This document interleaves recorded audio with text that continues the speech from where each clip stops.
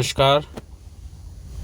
और आज अपन शुरू करेंगे राजस्थान कल्चर का जो मैंने आपको टेस्ट शेयर किया था, टेस्ट 1, उसका सॉल्यूशन हम इसमें डिस्कस करने वाले हैं। तो जो सिलेबस था पहले एक बार उसको देख लेते हैं कि वो क्या सिलेबस अपन ने उसमें पढ़ा था। तो हेरिटेज ऑफ राजस्थान में हमने परफॉर्मिंग और fine art, handicraft, architecture, major sites of world heritage, tourism in Rajasthan, folk music और फोक डांस जो था, इसके बारे में हमें आंसर्स करने थे। देखो, जो नहीं कर रहा है ठीक है, वो आपकी इच्छा है। आप जो क्वेश्चंस देख रहे हैं, डायरेक्ट आंसर्स देख रहे हैं, वो भी ठीक है, पर खुद से लिखोगे तो ज़्यादा अच्छी प्रैक्टिस हो पाएगी। मैं बार बार हर वीडियो में यही बात बोल रहा हूँ, है ना। तो कोशिश करोगे अच्छा रहेगा। कमियाँ आपको पता लगेगी कि मैंने क्या कमी कर दी है, मुझे अब क्या सुधार करना चाहिए, ऐसा। ठीक है, चलिए फिर शुरू करते हैं अपन। सबसे पहले अपन बात करेंगे 15 वर्ड्स के क्वेश्चंस की, जिनमें सबसे पहला क्वेश्चन था, हमें दक्षिणी पहाड़ी क्षेत्रों के लोकगीतों की विशेषताएं बतानी है। राजस्थान के लोकगीतों को 3 श्रेणियों में बांटा गया है, जिनमें से एक श्रेणी है दक्षिणी पहाड़ी क्षेत्र के लोकगीत। इनमें अगर अपन बात करते हैं तो सबसे पहले आपको ये पता होना चाहिए कि दक्षिणी पहाड़ी क्षेत्र में क्षेत्र कौन सा है, मतलब, है ना, कौन से ज़िले इसमें शामिल हैं। फिर उसके बाद में हमें देखना है कि उस क्षेत्र का पर्टिकुलर एनवायरनमेंट कैसा है, मतलब वहाँ के लोग कैसे हैं। तो जैसे मान लो दक्षिणी क्षेत्र है तो भील और गरासिया समुदाय खास तौर पर रहेगा, क्योंकि दक्षिणी क्षेत्र में उदयपुर, डूंगरपुर, बांसवाड़ा, सिरोही, आबू, ये क्षेत्र रहेगा, है ना। तो फिर अपने को ये भी बताना है कि यहाँ भील और गरासिया जनजातियाँ मुख्य रूप से निवास करती है। अब फिर ये देखना है कि अगर लोकगीतों की बात है तो फिर भील गरासिया लोगों के गीत कैसे होंगे। देखो, प्रकृति बेस्ड रहेंगे, ज़्यादातर जो गीत रहेंगे वो प्रकृति आधारित होंगे, है ना। इसके साथ साथ ही जो है वो स्त्री पुरुषों में कोई जैसे जनजातियों में खास विभेद नहीं होता, मतलब उनमें सब बराबर होते हैं। लिंग भेद ज़्यादातर जो है वो जैसे जैसे हम थोड़ा सा सिविलाइज्ड होने की बात करते हैं ना, तो वो कहने को सिविलाइज्ड होता है, लेकिन वो हकीकत में सिविलाइज्ड होती नहीं है, मतलब चीज़ें, क्योंकि उसमें लिंग भेद बढ़ जाता है, उसमें जाति भेद बढ़ता जाता है, उसमें लगातार चीज़ें जो है वो और जटिल होती जाती हैं। जबकि जो मतलब आदिवासी समुदाय होता है वो नेचर के साथ जुड़ा होता है, नेचर में कहीं पर भी कोई लिंग भेद जैसी कोई चीज़ें नहीं होती है ना। तो बस वहाँ पर स्त्री पुरुष जो है वो बराबर तरीके से होते हैं, तो वो गीतों में भी इसी तरीके के रहेंगे, है ना। तो यहाँ आप गीतों की जो धुनें होगी वो सरल होगी, संक्षिप्त होगी, कम स्वर वाली होगी। मतलब यहाँ ज़्यादा ऊंचाई में ज़्यादा नहीं बोलते, है ना, ज़्यादा लंबी टेर लेके नहीं बोलते, क्योंकि जंगली क्षेत्र होते हैं। तो सामान्यतः मतलब कम आवाज़ में ही उस गीत को जो है वो मतलब गाने की कोशिश की जाती है। लंबी टेर वहाँ होती है जहाँ विशेष रूप से दूर तक खुला होता है, तो लोगों को सुनाने के लिए ज़ोर ज़ोर से ऊंची मुर्के वगैरह और ये ली जाती है। जैसे पश्चिमी क्षेत्रों में विशेष रूप से लंबी टेर दी जाती है। स्त्री पुरुष जो है वो साथ गाते हैं। चूँकि इनके पास में आधुनिक वाद्य यंत्र नहीं होते, तो प्रकृति बेस्ड वाद्य यंत्र होते, तो उनका यूज़ करते हैं ज़्यादातर। अन्यथा बिना वाद्य यंत्रों का ही जो है वो आदिवासी समुदाय गीत गायन वगैरह करते हैं। प्रमुख गीत में जैसे पटेलिया है, बिछिया है, लालर वगैरह, ऐसे जो बहुत ही आपस में एक तरीके से ग्रामीण परिवेश को शो करते हैं, इसके साथ ही वो प्रकृति को शो करते हैं। माछर वगैरह और ये ऐसे थारा ऊंटारी, असवारी, ऐसे कई सारे गीत जो है वो उस दौरान गाए जाते हैं। ठीक है, तो ऐसा एक आइडिया लगा के अपन इन गीतों का आंसर कर सकते हैं। दूसरा आता है जल सांझी। जल सांझी क्या होती है? देखो कि राजस्थान की बहुत ही पुरानी कला है। इसमें मेजर जो पॉइंट होता है वो होता है पानी का कैनवास होता है। जैसे किसी कागज़ का कैनवास होता है, वहाँ पर चित्र बनाया जाता है, ऐसे ही पानी जो है उसको लिया जाता है, एक कटोरे में या एक बड़े उस पतीले में पानी भर दिया जाता है, और फिर उसको बिल्कुल एकदम स्टेबल रखा जाता है। स्टेबल रखने के बाद में उसके ऊपर कलर डाल के और कलर से बनाया जाता है प्रॉपर। जैसे हम अगर मान लो ज़मीन पर बनाए, ऐसे ही पानी पर बना रहे हैं। तो उदयपुर में पानी पर पेंटिंग की एक कला है जो कृष्ण मंदिरों में विशेष तौर पर की जाती है। और अगर अभी अपन देखें, ये जो G20 के कई सारे सम्मेलन आयोजित किए गए थे, जिसमें अपने राजस्थान में भी खूब हुए थे। जो पहला शेरपा सम्मेलन हुआ था वो G20 का अपने उदयपुर में हुआ था, वहाँ पर इस कला का प्रदर्शन किया गया था, तब ये और चर्चा में आ गई थी। बाकी अगर आप इसके बारे में और पढ़ो तो आप गूगल कर लेना, चैट GPT कर लेना, ठीक है। तो प्रमुख कलाकार जो है वो इसके राजेश वैष्णव है। आप अगर इनकी फ़ोटोज़ वगैरह भी देखोगे आप गूगल करके तो आपको ईजिली दिख जाएगी, ठीक है। उसके बाद में अगर अपन बात करें भंड देवरा मंदिर की, तो भंड देवरा मंदिर बारां में है। आपने बारां में रामगढ़ क्रेटर का नाम सुना होगा, जो घोड़े के नाल की आकृति की पहाड़ियां हैं। उसके भीतर की ओर एक पानी का झील है। झील के बाहर की तरफ जो किनारे पर एक मंदिर बना हुआ है वही शिव मंदिर है। जो पंचायतन शैली का मंदिर निर्माण की कई सारी शैलियाँ होती हैं, जिनमें से एक पंचायतन शैली होती है, जिसमें विशेष रूप से मंदिर को डिज़ाइन इस तरीके से किया जाता है कि 5 किनारों पर, चारों किनारों पर मंदिर और बीच में एक मंदिर होता है। इस तरीके से मंदिर निर्माण होता है। इस मंदिर की डिज़ाइंस जो है वो इस तरीके की है कि जैसे खजुराहो में काम शास्त्र पर आधारित कुछ मूर्तियाँ बनी हुई थी। काफ़ी कुछ खजुराहो के सारे मंदिरों की वही खासियत है। लक्ष्मण मंदिर वहाँ का है ना, विशेष रूप से काफ़ी फेमस है। ऐसे ही अपने राजस्थान में भी कुछ मंदिरों को खजुराहो कहा जाता है। तो ये राजस्थान का मिनी खजुराहो कहलाता है, भंड देवरा। बाद में इस देवरा, भंड देवरा इसलिए कहते हैं क्योंकि इसे तोड़ दिया गया था। जो अलाउद्दीन खिलजी का रणथंभौर पर आक्रमण हुआ था, उस दौरान जो है वो इसके ऊपर अटैक हुआ था, और इस वजह से जो है वो 12 में काफ़ी जगहों को तहस नहस कर दिया गया था, जिनमें से एक भंड देवरा मंदिर भी था। बच्छावतों की हवेली की अगर अपन बात करते हैं तो बीकानेर में, अब देखो हवेली बच्छावतों की क्वेश्चन आया है तो फिर और भी क्वेश्चन आ सकते हैं, है ना। ऐसे ही नथमल की हवेली का क्वेश्चन आ सकता है, पटवों की हवेली का क्वेश्चन आ सकता है, जाज महल करके मान लो अपने से पूछे तो जाज महल भी एक हवेली है जो जैसलमेर में अपन बात करते हैं, है ना। इस तरीके से कई सारे क्वेश्चंस बन सकते हैं ना। ऐसे ही जैसे शेखावटी की हवेलियों पे ही एक बड़ा क्वेश्चन बन सकता है ना, 20 वर्ड का, या हवेली स्थापत्य का एक 100 वर्ड का क्वेश्चन बन सकता है, तो उनकी अपन आगे बात करेंगे। करण सिंह बच्छावत के द्वारा जो है वो ये हवेली निर्मित की गई थी।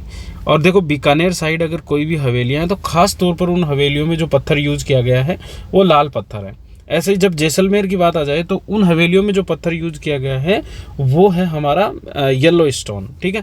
तो आप ऐसा थोड़ा आइडिया लगाओगे, जैसे जयपुर में कुछ हवेलियों में या उदयपुर की हवेलियों में जो पत्थर यूज किए गए हैं वो संगमरमर किए गए हैं, है ना। जोधपुर की भी काफ़ी हवेलियों में जो है वो संगमरमर के ही संगमरमर को ही यूज़ किया गया है। इसके अलावा भी जोधपुर में येलो स्टोन भी यूज़ है, जोधपुर में और स्टोन्स में भी, लाल पत्थर में भी हवेलियाँ बनाई गई है।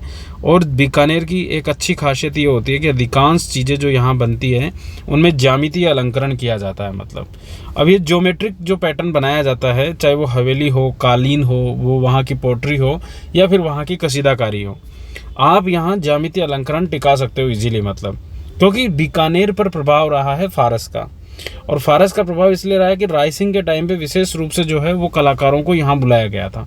तो इस वजह से जो अपने यहाँ पर जैसे मानव चित्रण नहीं होता, जैसे मुस्लिम जो इस्लाम कला होती है, मुस्लिम कला है, उसमें विशेष रूप से इसमें क्या बोलते हैं, इनके चित्र नहीं होते, जैसे मानव आकृतियाँ वगैरह और ये नहीं बनाई जाती है, विशेष रूप से बनाई जाती है फूल पत्तियाँ वगैरह और ये। तो आप थोड़ा उस पर ध्यान रखना। अगर आप एक बेसिक आइडिया रखेंगे तो आराम से कुछ क्वेश्चंस को कर सकते हैं, ठीक है। और एक इम्पोर्टेंट बात यह है कि आप मतलब सीधे फैक्ट पे चलना है, एक्स्ट्रा अनावश्यक जानकारियां देने की आवश्यकता नहीं है, क्योंकि नंबर जो है वो डायरेक्ट फैक्चुअल क्वेश्चंस पे अच्छे से आ सकते हैं। हम सीधे सीधे पॉइंट्स बना के आंसर देंगे तो 2 में से 2 नंबर, 2 में से 1.5 नंबर, इतने हमारे चांसेस इजीली बन जाते हैं, ठीक है। दूसरा, जितना पूछा उतना दो, उससे ज़्यादा नहीं। खेतड़ी महल की अगर अपन बात करें तो झुंझुनू में 1770 में भोपाल सिंह के द्वारा ये महल बनाया गया था। इसकी खासियत है कि इसमें कोई झरोके या द्वार नहीं बने हुए हैं खेतड़ी महल में, ठीक है। और जो हवा है उसके अबाध प्रवाह को व्यवस्थित बनाए रखने के लिए यहाँ सारे जो मतलब जो कमरे हैं, विशेष रूप से महल के जितने भी मेहराब है, स्तंभों के एक श्रृंखला के द्वारा आपस में जुड़े हुए हैं। जैसे मान लो ये स्तंभ है, ये स्तंभ है, ये स्तंभ है, तो ये आपस में ऐसे इस तरीके से जो है वो सभी जुड़े हुए हैं। तो एक बहुत ही बेहतरीन पैटर्न जो है वो खेतड़ी महल का निकल के आता है। अब अपने को मेन चीज़ फोकस करना है कि कहाँ है, किसके द्वारा बनाया गया। अगर याद हो आपको मान लो 1770 तो ठीक, नहीं कोई बात नहीं। एक इसकी थोड़ी सी क्वालिटी मतलब है ना कि ये क्या क्वालिटी का विशेष रूप से महल बना हुआ है। अगला आता है तमाशा लोकनाट्य पर संक्षिप्त टिप्पणी कीजिए। अब क्वेश्चन तमाशा का है तो फिर और भी लोकनाट्यों के 20 वर्ड्स के 50 वर्ड्स के क्वेश्चंस जो है वो बन सकते हैं, तो आपको उसी तरीके से जो है वो तैयार करके चलना है। अब तमाशा लोकनाट्य, अब जैसे ऐसे कोई भी लोकनाट्य आ जाए तो उसमें अपने को क्या क्या चीज़ें मेंशन करनी है। जैसे सबसे पहली चीज़ जो अपने को मान लो लोकनाट्य की, तो वो कहाँ पर फेमस है, ठीक है, कौन से क्षेत्र में है, किसके द्वारा किया जाता है, कोई कलाकार उसके अगर फेमस है तो उन कलाकारों के आप बेसिक नाम लिख दो। और इसके साथ ही जो है उसकी कोई खास विशेषता है या उस नाट्य में जिस चीज़ का मंचन किया जाता है, आप उन चीज़ों के बारे में आराम से लिख सकते हो, है ना। तो ऐसे 2-3 पॉइंट आप पहले दिमाग में सेट रख लो भाई, हाँ कहाँ, किससे, किसके द्वारा, और इसकी कोई खास विशेषता, इसका कोई प्रवर्तक अगर आपको दिमाग में हो तो आप वो चीज़ें मेंशन करें। ज़्यादा फैक्ट डालोगे ज़्यादा अच्छा आंसर जो है वो हमें रहेगा, नंबर भी उतने ही अच्छे मिलेंगे। मूलतः महाराष्ट्र का लोकनाट्य पहली चीज़। सवाई प्रताप सिंह के समय जो है वो जयपुर में लोकप्रिय हुआ था। बंशीधर भट्ट जो थे वो इसके प्रवर्तक थे। इसके अलावा भी भट्ट जितने भी हैं ना वो तमाशा के हैं, मतलब अपने राजस्थान में। तो राजसमंद में भट्ट जो है वो वहाँ पर विशेष रूप से अभिलेखों से जुड़े हुए भट्ट हैं, मतलब है ना, उदयपुर में इनमें जो भी भट्ट है। तो यहाँ फूलजी भट्ट है, गोपी जी भट्ट है, वासुदेव भट्ट है, ये जितने भी भट्ट हैं ये विशेष रूप से तमाशा लोक नाट्य से जुड़े हुए हैं। ठीक है, गोपीचंद और हीर रांझा इस तमाशा लोक नाट्य के मुख्य पात्र वो हैं, तमाशे हैं। खुले मंच पर इनका आयोजन किया जाता है जिसे अखाड़ा कहा जाता है। और इसकी एक अच्छी खासियत है कि संगीत, नृत्य, गायन, इन तीनों का ही इसमें मिश्रण देखने को अपने को मिलता है। ठीक है, रणवीर कपूर की एक मूवी भी आई थी तमाशा, तो आप उसमें देखोगे तो लगभग वो तमाशा का ही मंचन करते थे, है ना। तो महाराष्ट्र बेस्ड है, प्रताप सिंह के समय आया है। गोपी जी भट्ट, फूलजी भट्ट, आप इन लोगों के नाम जरूर याद रखो। ठीक है, और उसके बाद में आप कोई मंचन अगर आपको याद हो कि किसका मंचन किया जाता है तो वो, नहीं तो इसकी खास विशेषता आपको मेंशन करनी ही करनी है। ठीक है, अगला आ जाता है गींदड़ नृत्य। अब नृत्य में भी ठीक इसी तरीके से कि नृत्य कहाँ किया जाता है, कब किया जाता है, किसके द्वारा किया जाता है और कोई खास विशेषता। तो जैसे शेखावटी क्षेत्र का है सबसे पहला, कहीं का कोई भी नृत्य आ जाए, क्षेत्र विशेष अपने को पहले लिख देना है, उसमें किया जाता है। मतलब कब किया जाता है तो होली के दिनों में एक सप्ताह के अवसर तक, ये एक सप्ताह तक ये जो है वो नृत्य होता है। पुरुषों के द्वारा ही होता है विशुद्ध रूप से। एक खास बात इसकी है, हमारे शेखावटी में या राजस्थान के अधिकांश क्षेत्रों में जो भी फेमस नृत्य हैं, जैसे शेखावटी का गींदड़ है, डफ है, चंग वगैरह, और ये जो नृत्य हैं ये सब नृत्य पुरुषों के द्वारा ही किए जाते हैं। मतलब महिलाओं के लिए भी है नृत्य, जैसे मतलब हम राजस्थान में बात करें घूमर है और भी जितने नृत्य हैं, चरी वगैरह, और ये सब महिलाएं करती हैं। लेकिन शेखावटी रीजन के नृत्यों में खासियत ये होती है कि वो पुरुषों के द्वारा किए जाते हैं। ठीक है, पुरुष अगर महिलाओं का भी पात्र होता है तो पुरुष ही महिलाओं के कपड़े पहनकर जो है वो ये नृत्य करता है। नृत्य के दौरान स्वांग, जैसे साधु सेठानी, सेठ सेठानी का, दूल्हा दुल्हन के, ऐसे स्वांग बनाए जाते हैं। अब स्वांग की भी एक अपनी कला है अलग। अब जैसे ये भी अपने से एक क्वेश्चन पूछा जा सकता है कि जैसे हमारे जानकीलाल भांड है, अभी इस बार जो है वो जानकीलाल भांड को पद्मश्री पुरस्कार दिया गया, तो फिर उसमें जो स्वांग कला है वो भी फेमस हो गई और जानकीलाल भांड भी जो है वो हमारे फेमस हो गए। तो अब ये दोनों ही क्वेश्चन जो है वो हमसे पूछे जा सकते हैं, मतलब तो इसको भी अपने को तैयार करना है। ठीक है, किसी भी फेमस पात्र का, कोई नेता का, भगवान का, इनका जो है वो स्वांग बनाया जाता है, यानी कि उनकी वेशभूषा पहनकर उस जैसा मंचन किया जाता है। और इससे लोगों में एक तरीके से लोगों को मनोरंजन करने का एक अच्छा माध्यम बनता है और एक पेशा भी है, एक तरीके से व्यवसाय का एक तरीका भी है ना। प्रमुख वाद्य यंत्र इसमें ढोल, ढफ, चंग वगैरह ये यूज़ किए जाते हैं। अब जैसे एक क्वेश्चन पहले, मैं ये मॉडल क्वेश्चंस तो करवा ही रहा हूँ आपको, इसके साथ साथ मैं प्रीवियस क्वेश्चंस को भी ले रहा हूँ ताकि आपको मतलब मान लो रिपीट भी क्वेश्चंस आते हैं तो आपका वो क्वेश्चंस भी तैयार हो जाए, है ना। तो मेरी खास मतलब मैं इस पर ही फोकस कर रहा हूँ विशेष रूप से, ताकि अपन इन वीडियोज़ में कुछ एक्स्ट्रा क्वालिटी का कंटेंट भी डाल सकें।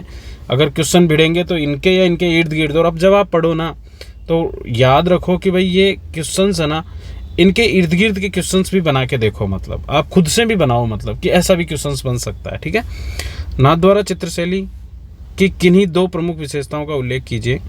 चित्रशैली की अगर हम दो विशेषताओं की बात करते हैं तो आप पॉइंट टू पॉइंट दो विशेषता लिख सकते हो, है ना। डायरेक्ट आंसर करना चाहो तो आप डायरेक्ट उस तरीके से, और थोड़ा घुमा फिरा के जाना चाहो, घुमा फिरा के तो नहीं जाना पर थोड़ा सा इंट्रो टाइप का देना हो, तो जैसे कि नाथद्वारा शैली की सबसे महत्वपूर्ण विशेषता तो ये है कि कपड़े के एक बड़े आकार का कपड़ा होता है जो विशेष रूप से, जैसे मान लो ये विग्रह है श्रीनाथ जी का, तो इस विग्रह के पीछे की तरफ लगता है, तो पीछे की तरफ इस पे डिज़ाइंस की जाती हैं। जैसे श्रीनाथ जी के साथ साथ जैसे मान लो गोपियों का, तो गोपियों की मूर्ति थोड़ा ना लगा सकते हैं, तो फिर उन मूर्तियों का चित्र बनाया जाता है, गोपियों का चित्र बनाया जाता है। गाय थोड़ा ना खड़ी कर सकते हैं मूर्ति में, तो फिर उस गाय का चित्र बनाया जाता है। फूल, पत्तियाँ, बादल, आसमान वगैरह सारी चीज़ें, मतलब उस विग्रह के पीछे की तरफ ऐसा बैकग्राउंड तैयार। जैसे मान लो हम भी तो करते हैं ना कि जैसे पहले फ़ोटो खिंचवाने जाते थे तो झील के किनारे का एक पर्दा लगा देते थे और फिर अपन उसके आगे खड़े हो जाते थे, तो फोटो में लगता था भाई यहाँ पीछे झील है। ऐसे हवा महल का पर्दा लगा दिया तो फिर ऐसा लगता था भाई पीछे हवा महल है।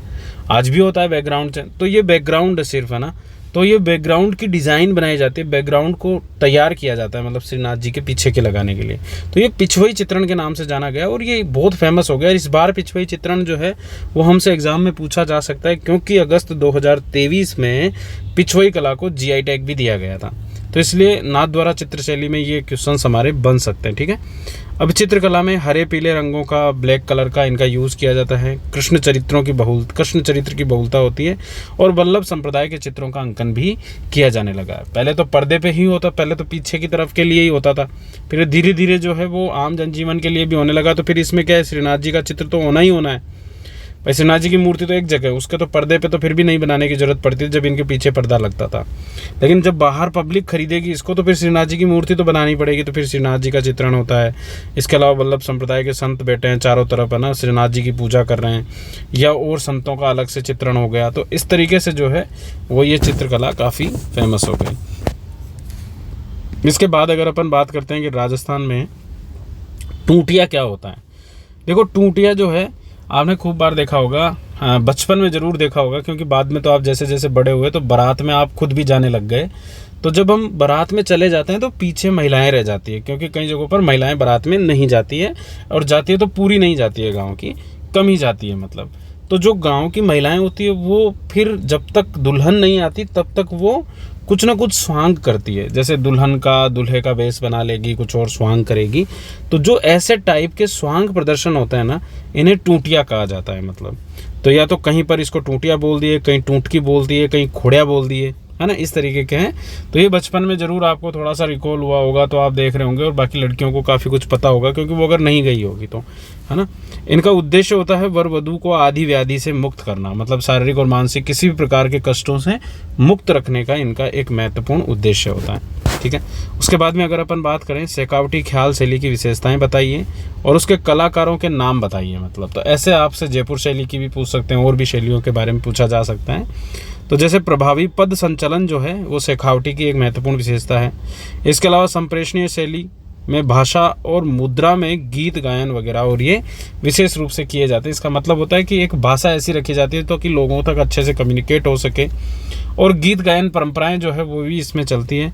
साथ ही वाद्य यंत्रों में हारमोनियम, सारंगी और शहनाई, बांसुरी, नक्काड़ा या नगाड़ा और ढोलक, इन सब का प्रयोग किया जाता है। मुख्य कलाकारों का क्वेश्चन आया तो देखो दोनों पॉइंट्स को फोकस करना है। अब जैसे 20 वर्ड्स का है तो 20 वर्ड्स के हिसाब से आपको जैसे कुछ तो इसके बारे में बता दो, 2 एक विशेषताएं, 3 बताओ, 3 बता दो, और कलाकारों के नाम लिख दो, बस हो गया 2 में से 2 का अपना जुगाड़। तो नानूराम और दूलिया राणा जो है वो मुख्य कलाकार इसके हैं। इसके बाद में अगला है, ये पुराना क्वेश्चन है पर मैंने इसको नए तरीके से बताया। ठीक है, राजस्थान में 2016 में क्वेश्चन आया था ये, राजस्थान में बौद्धिक संपदा अधिकार पहल के अंतर्गत राजस्थान में हाल ही में किन हस्तकलाओं को भौगोलिक संकेतकों के लिए पंजीयन किया गया है। तो अगस्त 2023 में 5 कलाओं को जो है वो हमारे पंजीयन किया गया है, जिनमें से उदयपुर की कोफ्तागिरी मेटल क्राफ्ट है। कोफ्तागिरी को दमिश्कीकरण भी बोला जाता है। दमिश्कीकरण इसलिए क्योंकि, है ना, इसमें एक सबसे अच्छी व्यवस्था होती है कि एक लोहे का या कोई भी इस्पात की कोई चीज़ बनी रहती है। जैसे मान लो ये चाकू है, अब इस चाकू पर मुझे डिज़ाइन करनी है, मतलब या इसके हत्थे पर डिज़ाइन करनी है, तो इसमें मतलब किसी धातु पर दूसरी धातु चढ़ाने की कला, मतलब ठीक है। तो जब हम एक धातु पर दूसरी धातु चढ़ाएंगे तो उसके कई तरीके होते हैं। गड्ढे करके उसमें धातु भर दी जाती है, या धातु को पिघलाकर उसके ऊपर चढ़ाया जाता है ना, या उसको जो है वो एक तरीके से उसको अटैच कर दिया जाता है, उसको चिपकाया जाता है, उस पर ऊपर मतलब सोल्ड कर दिया जाता है। ऐसे टाइप की कला होती है, ये होती है दमिश्कीकरण। ठीक है, और ये कोफ्तागिरी में विशेष रूप से प्रयोग की जाती है। उदयपुर का सिकलीकर समाज जो है वो इसको बनाता है, तो इसको यूज़ किया गया। इसको दिया गया एक नाथ द्वारा पिछवई क्राफ्ट को दिया गया, जिसकी अपन बात कर रहे थे। एक बीकानेर कशीदाकारी क्राफ्ट को जो है वो ये दिया गया, जिसके अपन आगे बात करेंगे, क्वेश्चन मैंने इसका दिया है। जोधपुर के बंदेज को, बंदेज मतलब बांधने की कला, जिसमें कलर करने का एक तरीका है, जहाँ कलर नहीं किया जाए वहाँ बांध दिया जाता है और उससे बाकी क्षेत्र को कलर कर देते हैं, है ना। और फिर बीकानेर की जो उस्ता कला क्राफ्ट है, जो एक तरीके से कोई पोर्ट है, दीवार है ना, गेट है, एक तरीके से मान लो कोई बर्तन है, उसके ऊपर जो है वो काफ़ी शानदार सोने चांदी की नक्काशी की जाती है, और ऊँट की खाल पर भी की जाती है। खड़े ऊँट की खाल पर नहीं, मरे हुए ऊँट की खाल निकाल कर फिर उस खाल से बना हुआ कोई भी पोर्ट होगा ना, उस पर की जाती है। लोग आपको खड़ा ऊँट दिखा कर उस पर बालों की डिज़ाइन वगैरह वाला, वो वाला नहीं है उस्ता कला, ध्यान रखना ना। लोगों को अधिकांश को पता ही नहीं कि उस्ता कला क्या होती है ना। तो वो वाली कला नहीं, वो तो जट कतराई होती है, जिसमें बालों को काटने की कला होती है, मतलब वो भी बीकानेर में ही फेमस है। ठीक है। लेकिन अपने विशेष तौर पर उस्ता कला होती है, ऊँट की खाल से बने हुए जो भी पात्र होंगे उनके ऊपर सोने चांदी की नक्काशी होती है। सोने की नक्काशी विशेष रूप से इस पर यूज़ किया जाता है। अजमेर के ख्वाजा मोइनुद्दीन साहब की जो दरगाह है, उस दरगाह का जो मेन एंट्री गेट है उस पर भी उस्ता कला की गई है मतलब। उसके अलावा अगर अपन बात करते हैं चिड़ावा ख्याल और शेखावटी ख्याल की, तो चिड़ावा ख्याल जो है वो राजस्थानी लोक नाट्य की सबसे महत्वपूर्ण विधा है, जिसके प्रवर्तक नानूराम हुआ करते थे। इसके बेहतरीन खिलाड़ी रहे हैं। इसमें कई सारे उसके मंचन किया जाता है ख्यालों का। हीर रांझा, हरिश्चंद्र, भर्तरी, जयदेव, कलाड़ी, ढोला, मरवण, आलादेव, इन सब का महत्वपूर्ण चित्रण होता है। फिर अपन बात करते हैं रम्मत की। रम्मत जो है वो बीकानेर लोक नाट्य की एक परंपरा है। रम्मत मतलब यानी कि एक तरीके से रमना मतलब है ना, यानी कि राम का नाम लेके कोई मंचन वगैरह करना है एक तरीके से ना। तो सुविख्यात लोक नायकों, महापुरुषों की काव्यमयी और समसामयिक विषयों पर एक व्यंग्यात्मक मंचन होता है, जो मनोरंजन भी होता है उसमें और शिक्षाप्रद भी होता है। कहीं ना कहीं जैसे मान लो आज हमारे समाज में क्या स्थितियां चल रही है, आज का सिनेरियो क्या है, मान लो राजस्थान में भ्रष्टाचार हो रहा तो उस पर एक मंचन हो गया मतलब ना, वैसे टाइप की। तो इसमें क्या करते हैं कि ऊंचे ऊंचे पाठ लेते हैं और उस पाठों पर बैठकर जो है वो कलाकार मंचन का काम करते हैं, जिसमें कई सारी चीज़ों का मंचन होता है। जैसे भक्त पूर्णमल का मंचन होता है, स्वतंत्र भावनी का मंचन होता है, मोर ध्वज का मंचन होता है, ठीक है।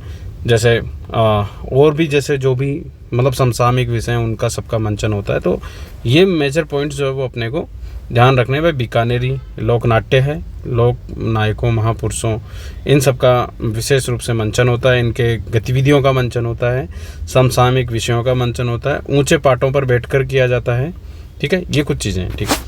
उसके बाद एक अपने से क्वेश्चन जो है वो जैसे पिछली बार एक क्वेश्चन आया था रावण हत्या का, ऐसे ही जो है वो हमसे कला जो भी हमारे लोक वाद्य होते हैं उनके भी प्रश्न पूछे जा सकते हैं।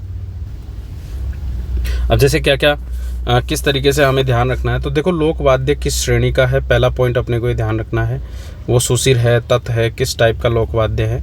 दूसरा जब अपन बात करें तो लोक वाद्य को कैसे बनाया जाता है, मतलब उसको बनाने का तरीका क्या है, उसका कोई फेमस कलाकार आपके दिमाग में है तो ठीक है। कोई पर्टिकुलर व्यावसायिक संगीत में जो जातियाँ होती है वो जातियाँ अगर उसका प्रयोग करती है तो उसका आप ज़रूर नाम लिखो, मतलब उससे जुड़े हुए विभिन्न फैक्ट्स को आप एक जगह करके और फिर सारे को लिखने की कोशिश करना है मतलब, ठीक है। तो जैसे ये सुशिर श्रेणी का है, यानी कि फूंक देकर बजाया जाने वाला वाद्य यंत्र, जैसे वाद्य यंत्रों की 4 श्रेणियाँ होती है ना, उनमें एक। ऐसे ही इसे राजस्थान का राज्य वाद्य भी घोषित किया हुआ है मतलब। इसके अलावा इसमें क्या होता है, 2 बांसुरियों को एक साथ जोड़ा जाता है और फिर उन्हें एक साथ बजाया जाता है मतलब, ठीक है। वाद्य जैसलमेर, जोधपुर, बाड़मेर, बीकानेर, जयपुर, टोंक, इन क्षेत्रों में विशेष रूप से बजाया जाता है और इसका प्रयोग भील और कालबेलिया जो जातियाँ होती है वो अलगोजे का यूज करती है। राजस्थान में जयपुर में एक पदमपुरा गांव है, उसके रामनाथ चौधरी जी हुआ करते थे। तो रामनाथ चौधरी जी की अलगोजा को नाक से बजाने की इनको विशेष कला हुआ करती थी, ठीक है। तो ये पॉइंट्स अपने को जो है वो अलगोजा में मेंशन करने हैं। अब इसी तरीके से एक पहले क्वेश्चन आया हुआ है कि राजस्थान में हस्तशिल्प जातियों के नाम लिखो। अब ऐसे ही क्वेश्चन आ जाए कि व्यावसायिक जातियाँ जो संगीत की जातियाँ हैं मतलब, है ना, जो संगीत को व्यवसाय के रूप में अपना सकती है, तो ऐसे जातियों के अपने को नाम लिखने हैं। तो लंगा है, मांगणियार है, डाडी है, डोली है, भाट, मिरासी, कलावंत, जोगी, कालबेलिया, कई सारी जातियां विशेष रूप से जो है वो इसको एक उसके रूप में, व्यवसाय के रूप में संगीत को अपना रखी है। नेक्स्ट आता है 50 वर्ड के क्वेश्चंस मैंने आपको दिए थे, काफ़ी बेहतरीन क्वेश्चंस थे। ऐसे क्वेश्चंस डायरेक्टली बन सकते हैं। तो जैसे पहला क्वेश्चन है हमारा कि राजस्थान के यूनेस्को विश्व विरासत स्थलों पर एक संक्षिप्त टिप्पणी लिखना है अपने को, क्योंकि अपने लिखा हुआ है हेरिटेज और पर्यटन मतलब। तो पर्यटन के तो विभिन्न क्षेत्र हो सकते हैं, लेकिन हेरिटेज में भी अपने को क्या पढ़ना है। तो हेरिटेज में जैसे अपने यूनेस्को की विश्व विरासत में 3 श्रेणियों में अपने राजस्थान के जो भी स्थल हैं या जो भी पर्टिकुलर क्षेत्र हैं उनके बारे में अपने को ध्यान रखना है। क्वेश्चन पूछा स्थल का, तो अपने को स्थलों पर ध्यान रख लेना है। यूनेस्को क्या करता है, 2 तरीके का डिज़ाइन करता, मतलब 2 तरीके का डिनोट करता है। एक तो करता है वो कि एक तो सीधी मूर्त विरासतों के रूप में, और एक करता है वो अमूर्त विरासत के रूप में। जो मूर्त विरासत होती है उससे सामान्यतः 2 तरीके से करता है, एक सांस्कृतिक विरासत को एक लिस्ट तो, और एक लिस्ट होती है उसकी नेचुरल विरासत की। ठीक है। और अमूर्त तो अमूर्त होती है, उसको छुआ नहीं जा सकता, मतलब ऐसे टाइप की। तो सांस्कृतिक श्रेणी में अपने राजस्थान का सीन ये है कि अपने 6 किलों को एक साथ 2013 में दर्जा दिया गया था, मतलब। तो 2013 में हमारे 6 किले सोनारगढ़, रणथंभौर, गागरोन, चित्तौड़गढ़, आमेर और कुंभलगढ़ को चिन्हित किया गया था, उसमें शामिल किया गया था। 2010 में लगभग जो है वो जंतर मंतर को राजस्थान की सांस्कृतिक धरोहर के रूप में शामिल किया गया था यूनेस्को लिस्ट में, और जयपुर परकोटे को 2019 में जो है वो इसमें शामिल किया गया है, ठीक है। अब जब अपन यूनेस्को की और दूसरी लिस्ट की बात करते हैं तो सांस्कृतिक हो गई। अब प्राकृतिक श्रेणी में आ जाओ तो केवलादेव राष्ट्रीय उद्यान जो है वो इस श्रेणी में आता है, और एक अमूर्त विरासत श्रेणी जो है उसमें हमारा कालबेलिया नृत्य शामिल है, तो ये भी अपने को ध्यान रखना है। अब बात आती है चित्रकला की। चित्रकला की देवगढ़ शैली पर एक लघु लेख लिखिए, 50 वर्ड का क्वेश्चन हमसे पूछ ले। तो अगर मान लो ऐसी शैलियों का आता है तो कलर कौन सा यूज़ करते हैं, एक सेकंड रुकना। हाँ, तो कहाँ था मैं, तो इसमें यह था कि जो देवगढ़, जैसे मान लो देवगढ़ शैली है तो चित्रकला की पूछ रहे हैं, तो चित्रकला जो है वो किस पर्टिकुलर क्षेत्र की है, इसमें कौन से कलर्स यूज़ किए जाते हैं, इसके अलावा जो है इसके कोई कलाकार आपको याद आते हैं तो वो ठीक है। इसके अलावा भी आपके कोई बेसिक जो इसकी विशेषताएं हैं उनको ज़रूर आप मेंशन करें, चाहे वो 20 वर्ड में हो, चाहे वो 50 वर्ड में हो। 20 में हो तो कोमा लगा के कर दो, 50 वर्ड में हो तो आप पॉइंट जो है वो आप मेंशन करते रहो। तो 1680 में ये कोई ज़रूरी नहीं है कि आप टाइम पर्टिकुलर डालें। द्वारकादास चूड़ावत के द्वारा जो है वो देवगढ़ में विशेष रूप से एक चित्र शैली प्रारंभ की गई थी, जिसकी मुख्य विशेषताएं थी हरे पीले रंग का विशेष यूज़ किया जाता है। मारवाड़ और डूंडाड़ और मेवाड़ की जो शैली है उस शैली का समन्वित रूप है। प्रकृति के परिवेश, शिकार और हाथियों की लड़ाई के दृश्य, इसके अलावा कृष्ण लीला, इन सब चीज़ों का विशेष रूप से मंचन किया जाता है। कि जैसे कि हाथियों की लड़ाई का इसलिए क्योंकि यहाँ हल्दी घाटी का एक बहुत प्यारा सा चित्र बना हुआ है, हल्दी घाटी के युद्ध का। तो हल्दी घाटी के युद्ध में हमें पता है कि हाथियों की लड़ाई भी हुई थी, तो वो जो हाथियों की लड़ाई के दृश्य के कई सारे चित्र जो है वो यहाँ पर अजारा की जो हवेली है और मोती महल है, यहाँ पर विशेष रूप से खूब सारे चित्र बने हुए हैं।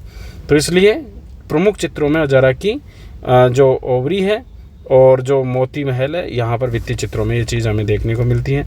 चित्रकारों की बात करें तो कमला फर्स्ट, कमला सेकंड, चोखा, बैजनाथ, नंगा, ये लोग मुख्य कलाकार रहे हैं इसके, और श्रीधर अंधारे जो है वो इसको प्रकाश में लाए थे, मतलब। ठीक है, तो ये हमें ध्यान रखना है। तो ये जो चीज़ है वो हमें ध्यान रखना। अगला आता है राजस्थान की कावड़ कला क्या है और इसकी विशेषताओं का उल्लेख करना है।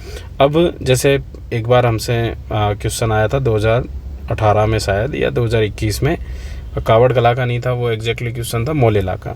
ऐसे कावड़ का भी आ सकता है, कठपुतली का भी आ सकता है। तो राजस्थान की कलाओं को बहुत अच्छे से तैयार करना है अपने को, और कला जब भी तैयार करो तो उसके गहनता से तैयार करना है।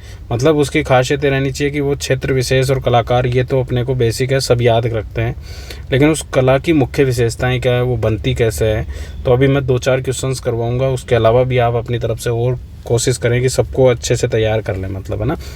तो कावड़ क्या है कि कहानी कहने की एक कला है। मतलब जैसे कि मान लो मैं आपको कोई कहानी बताऊं और उसके दौरान मैं आपको वो सारे प्रदर्शन भी करता रहूं, मतलब कहानी बताते हुए। जैसे एक होता है ना फड़ कला में, क्या होता है, फड़ में भी फड़ बना तो लिए, फिर फड़ का वाचन होता है। तो वाचन में बोपा बोपी जो है वो पर्टिकुलर पॉइंट को दिखाते रहते हैं, या प्रेजेंटेशन, जैसे अपन कंप्यूटर में प्रेजेंटेशन चलाते हैं तो फिर उसमें बताते हैं कि ये है, ये है, वैसे।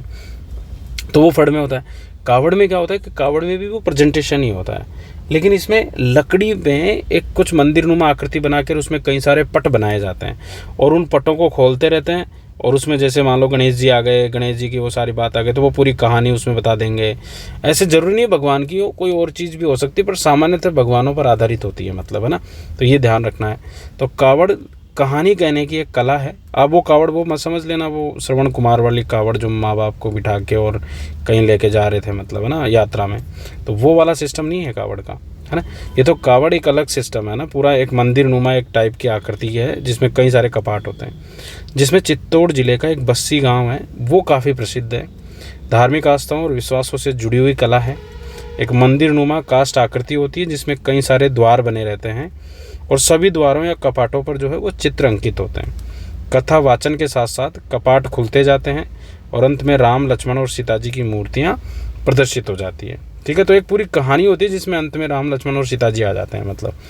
कावड़ लाल रंग से खास तौर पर रंगी जाती है और उसके ऊपर काले रंग से पौराणिक कथाओं का चित्रांकन किया जाता है। इसमें अब कलर भी ध्यान रखना अपने को, विशेषताएं तो यही होती है और क्या होती है, कपाट होते हैं, कलर होते हैं, है ना, पौराणिक कथाओं का चित्रांकन होता है, ठीक है। इसमें महाभारत, रामायण, कृष्ण लीला के कई सारे चरित्र और घटनाओं का विवरण होता है। साथ ही लोक देवताओं को कथानुसार कावड़ में चित्रित किया जाता है, जैसी कथा वैसा चित्रण होता है। पारंपरिक कलाकार जो है इसके मांगीलाल मिस्त्री हैं, ठीक है। तो ये कुछ पॉइंट्स है जो अपने को विशेष ध्यान रखने हैं कावड़ कला में। उसके बाद में अगर अपन बात करें बीकानेर कशीदाकारी की विशेषताएं बताइए, क्योंकि क्वेश्चन इसलिए पूछ सकते हैं, वही सारी बात जीआई टैग इसे प्रदान किया गया है वो सारा। तो मुख्यतः ज्यामितीय अलंकरण, है ना, ये ज्यामितीय है, ठीक है। मुख्यतः ज्यामितीय अलंकरण पर आधारित कपड़े पर की गई एक कशीदाकारी का रूप है। मतलब कपड़े पर जो कशीदे बनाए जाते हैं ना, जैसे फूल बना दिया धागों से और वैसे टाइप का, तो ये ज्यामितीय अलंकरण पर की गई कपड़े पर कशीदाकारी है, जिसे हाल ही में जो है वो एक जीआई टैग प्रदान किया गया है। 5 चीज़ों के साथ में इसे भी एक जीआई टैग मिला है। ये महिला उन्मुख शिल्प है, मतलब खास तौर पर इसमें महिलाएं 90% महिलाएं काम करती है। आदिवासी समुदाय, अनुसूचित जाति, ये समुदाय विशेष रूप से, और मुस्लिम समुदाय जो है वो इससे जुड़े हुए हैं। इसकी अच्छी खासियत ये है कि इसमें 100 से ज़्यादा कलर और 15 से अधिक प्रकार के टाँकों का यूज़ किया जाता है। जब टाँके दिए जा रहे होते हैं, यानी कि जब कसीदा किया जा रहा होता है, तो उसमें कच्चो और पाको 2 टाइप में होता है। कच्चा कसीदा होता है, फिर उसे पक्का बनाया जाता है। मतलब तो कच्चे में अस्थायी कसीदा होता है, डिज़ाइन होती है, फिर उसको और अच्छे से गांठा जाता है ढंग से, और वो पाको यानी कि पक्का कसीदा जो है, पक्का कढ़ाई जो है वो होती है। मतलब कई सारे रंगों में जैसे सफ़ेद, पीले, लाल, काले और हरे रंग का यूज़ किया जाता है। मेघवाल जाति जो है वो ख़ास तौर पर कढ़ाई करती है ये।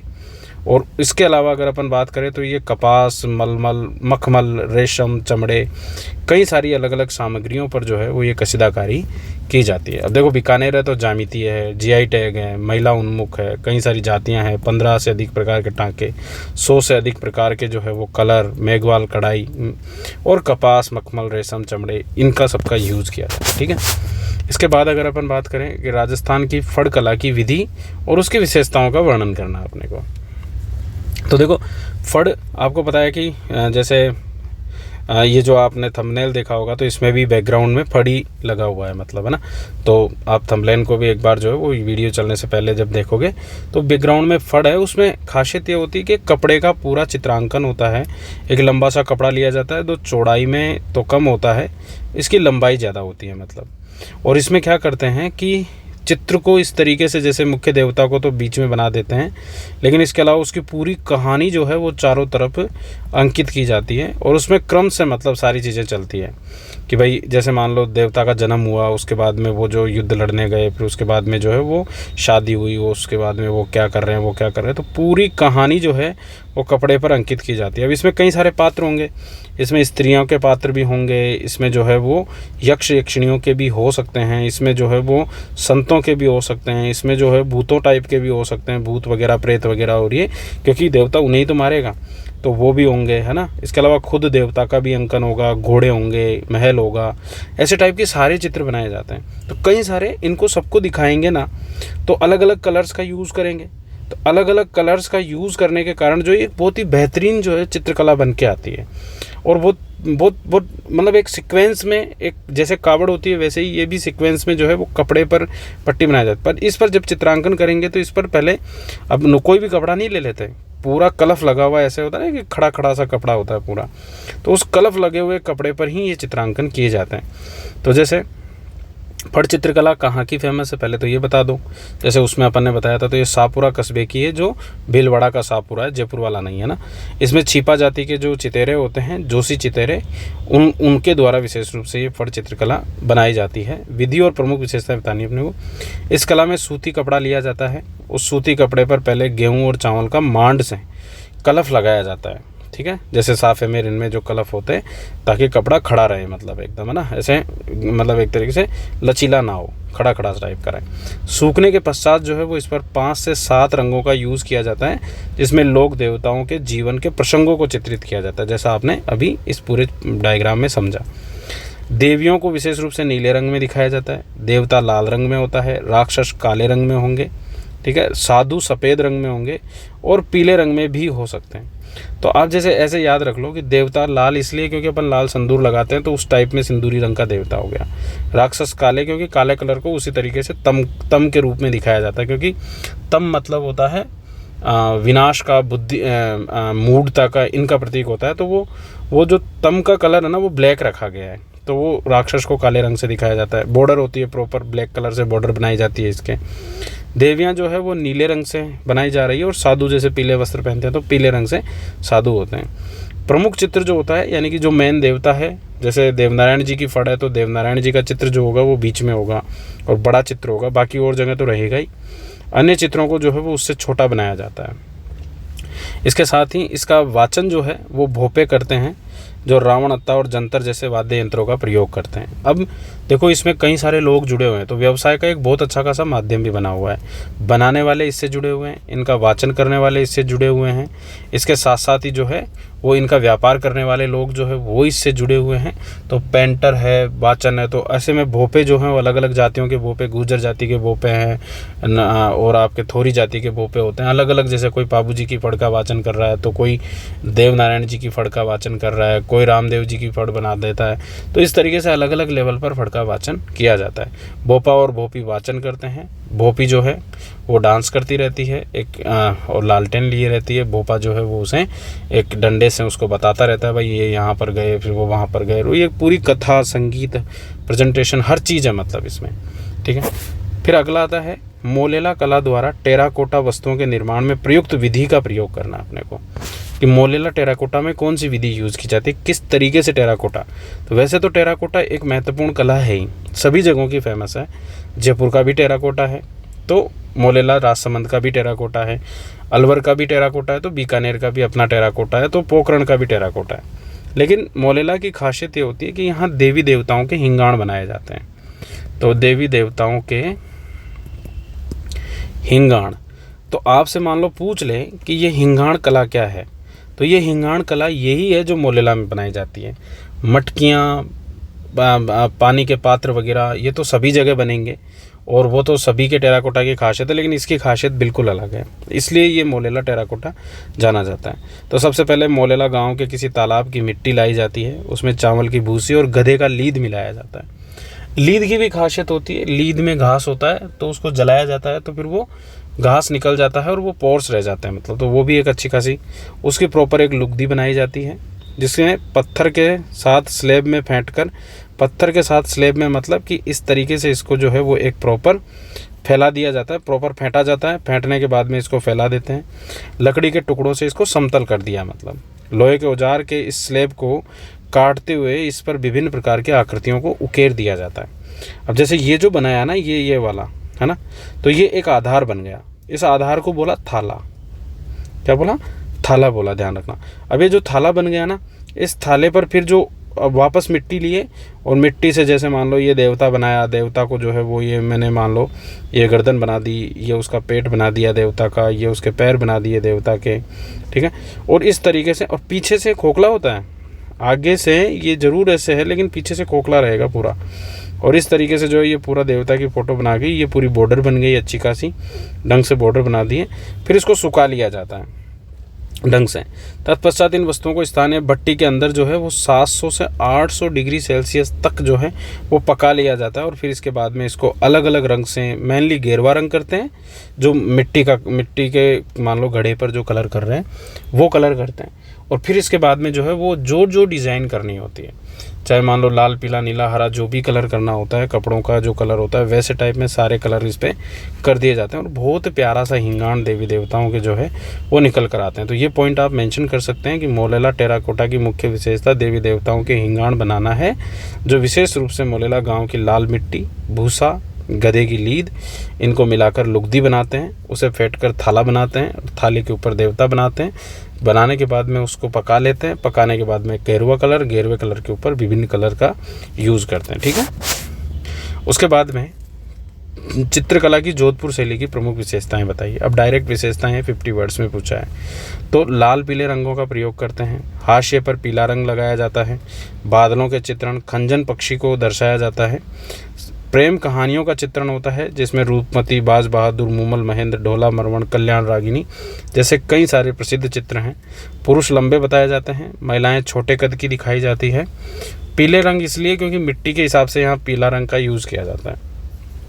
प्रेम कहानियाँ हमारे मारवाड़ की काफ़ी चर्चित रही है, उनका यहाँ चित्रांकन किया जाता है। ठीक है, ये याद रखना है। उसके बाद में आता है राजस्थान के लोक गीतों को कितनी कोटियों में बांटा गया है और विभक्त किया गया है और इनका वर्णन कीजिए। मतलब तो लोकगीतों को जो है वो अलग अलग कोटियों में विभाजित किया गया है। मुख्य रूप से 3 कोटियां हैं।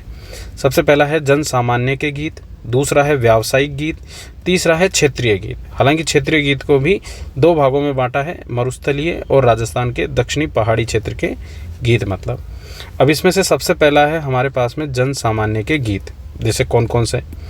विभिन्न अवसरों पर जन सामान्य के गीत गाए जाते हैं। कोई भी, जैसे कि मरण, परण या जन्म, इस टाइम पर कोई भी ऐसी एक्टिविटीज़ होती है जो भी मांगलिक अवसर होते हैं, वो सब लोग सामान्य के गीत हैं। सांस्कृतिक संस्कारों पे, त्योहारों पर, विवाह, होली, तीज, इन सब पर जो है वो गीत गाए जाते हैं। जैसे जला है, रशिया है, चिरजा है। ठीक है, ये वाले चिरजा जैसे देवी की आराधना में हो गया, रसिया नई फसल आती है तो उसके उल्लास में हो गया, जला बारात का डेरा देखने आती है महिलाएं तो वो गाती हैं। उस टाइप में आपको जन सामान्य के गीतों को याद रखना है ना। बेसिक एग्जांपल्स, ज़्यादा इसमें अनावश्यक फैक्ट नहीं डालना, बस अपने को ये बताना है। कॉमा लगा के देखो, मैंने विभिन्न अवसरों पर गाते हैं, संस्कार, त्यौहार, विवाह, होली, ऐसे, है ना। उसके बाद में आ गया व्यावसायिक गीत। व्यावसायिक गीत जो हैं वो सामंतशाही प्रभाव से डेवलप हुए और उसके पीछे रीज़न ये था कि जैसे मान लो सामंत है तो दरबार में दर्शन करवा रहे हैं, वो डांस करवा रहे हैं, तो फिर कुछ जातियां जो थी वो दरबार में आके सामंत के घर पे आके डांस कर रही है, राजा के दरबार में डांस कर रही है, या कोई मांगलिक अवसर है तो उस मांगलिक अवसर पर भी कुछ जातियाँ जो है वो वहाँ सेवाएं देने के लिए डांस कर रही है ना, या गीत गा रही है। तो वैसे टाइप में उन सभी व्यावसायिक गीतों की श्रेणी में आ जाते हैं। तो सामंतों ने इसको आश्रय दिया, जातियों ने विशेष रूप से जो है वो या तो सामंतों की प्रशस्ति में यानी कि उनकी प्रशंसा में गीत गाए। तो बहुत ही परिष्कृत होते हैं, बहुत ही भावपूर्ण होते हैं। मतलब परिष्कृत इसलिए होते हैं क्योंकि इसमें प्रॉपर लय का ध्यान रखा जाता है, टेर कहाँ देनी है, कहाँ रुकना है, मुर्कियाँ कैसे लेनी है, उन सब चीज़ों का यूज़ किया जाता है। तो इसके कई सारे राग हैं, जैसे मांड है, देश है, सोरठा है, मारू है, आशावरी है, ये सब चीज़ें हैं। जातियाँ जैसे ढोली, मिरासी, लंगा, कलावंत, भाट, जोगी, ये जो गीत गाते हैं इनको व्यावसायिक श्रेणी में रखा गया है। और तीसरा आता है क्षेत्रीय गीत। क्षेत्रीय गीत जो है उन पर क्षेत्रीय प्रभाव होता है, यानी कि प्रकृति का प्रभाव होता है। अगर मान लो शुष्कता ज़्यादा है तो उस हिसाब से गीत होंगे, और ऐसे ही मान लो एक तरीके से जंगल है तो उस हिसाब से गीत होगा। जैसे कि अपन ने दक्षिणी राजस्थानी गीतों की बात की। शुष्कता में क्या होता है कि हमारी आवाज़ दूर तक नहीं जा पाती, आर्द्रता कम होती है एनवायरनमेंट में, तो आवाज़ दूर तक नहीं जाती है। तो ऐसे में जोर लगा के जो है उन गीतों को है ना बोला जाता है। तो लंबी लंबी धुनें ली जाती है, उन्मुक्त स्वर होते हैं। इसके साथ ही क्षेत्र का एक प्रभाव ये होता है कि मान लो जैसे मरुस्थल है, मरुस्थल से क्योंकि यहाँ खेतीबाड़ी नहीं होती तो यहाँ से लोग या पुरुष विशेष रूप से जो है वो अपने क्षेत्र को छोड़कर दूसरे क्षेत्र में कमाई करने के लिए जाते हैं। तो फिर यहाँ की जो महिलाएं होगी वो उस पुरुष की, अपने पति की याद में जो है वो कुछ गीत गाएगी। तो विरह टाइप के गीत अपने को यहाँ देखने को मिलेंगे। तो मरुस्थलीय क्षेत्रों के ये विशेष गीत हैं। इसके अलावा दूसरा अपन बात करें दक्षिणी पहाड़ी क्षेत्रों की, जिनके अपन क्वालिटी समझे ही थे। सामूहिक लोकगीत, महिला पुरुष के साथ में पटेलिया, बिछियो, लालर, माछर, ये सारे गीत जो हैं वो दक्षिणी पहाड़ी क्षेत्रों के गीत अपने को देखने को मिलते हैं। उसके बाद में आता है रासदारी ख्याल। रासदारी ख्याल क्या है? देखो, रास लीला टाइप का है। जैसे अपन भगवान श्री कृष्ण की रास लीला की बात करते हैं तो रास लीला मतलब यानी कि सखियों के साथ में, है ना, मित्रों के साथ में जो है वो रास करना, मतलब यानी कि डांस करना, कलाकारियाँ करना, कलाबाजियाँ करना, वो सारी चीज़ें। तो ये सब भगवान कृष्ण के जीवन चरित्र पर आधारित गतिविधियाँ होती है। सबसे पहला रासधारी नाटक जो था वो 100 वर्ष पहले मेवाड़ में मोतीलाल जाट के द्वारा लिखा गया था। रासधारियों की लोक नृत्य, नाट्य शैली, ख्याल और अन्य लोक नटाओं में बिल्कुल अलग होती है। मतलब अगर अपन बात करें कि रासधारी जो है वो लोक नृत्य ले लो या लोक नाट्य शैली ले लो, उनसे अलग है बिल्कुल, है ना, उन जैसा नहीं है कुछ, उसमें बिल्कुल अलग रास होता है। जैसे आपने श्री कृष्ण बनते हुए, राधा बनते हुए, बीच में फिर गाने वाने बज रहे हैं पूरा प्रॉपर, तो वो रास ही चल रहा है। मतलब जिसमें वो फूलों से खेल रहे हैं, वो बांसुरी बजा रहे हैं, चारों तरफ कृष्ण के नाच रहे हैं, वैसे टाइप का रास में मुख्य कथाएं रामलीला, कृष्ण लीला, हरिचंद्र, नाग जी, मोर ध्वज इनकी रखी जाती है ताकि रास को और ज़्यादा जो है वो प्रॉपर ढंग का मनोरंजक बनाया जा सके। बिना मंच या अखाड़ों के नृत्य और गीत गाते हुए सारी कथा को बयान किया जाता है, मतलब ठीक है, कोई मंच ऐसा नहीं होता। टेराकोटा क्या है और इसके प्रमुख क्षेत्रों के नाम लिखना है अपने को। तो टेराकोटा मिट्टी के सामान बनाना है ना। तो टेराकोटा एक प्रकार के बर्तन होते हैं या कोई भी एक प्रकार की कोई पोट टाइप का होता है, मतलब पात्र टाइप का बनाया जाता है, ठीक है। चिकनी मिट्टी को पकाकर बनाए जाते हैं। तो मिट्टी को पकाकर विभिन्न सजावटी टेराकोटा आकृतियाँ बना दी जाती है, जैसे गुलदस्ते, खिलौने, विभिन्न देवियों की मूर्तियाँ, देवताओं की मूर्तियाँ, बर्तन वगैरह हो रही है, ठीक है। जालौर में जैसे हरजी गांव लोक देवताओं के घोड़े बनाने के लिए फेमस है, जिसमें मामा जी का घोड़ा। हनुमानगढ़ का बड़ोपल में प्राचीन समय से ही कई सारे जो है खिलौनों के टेराकोटा बनाए जाते हैं।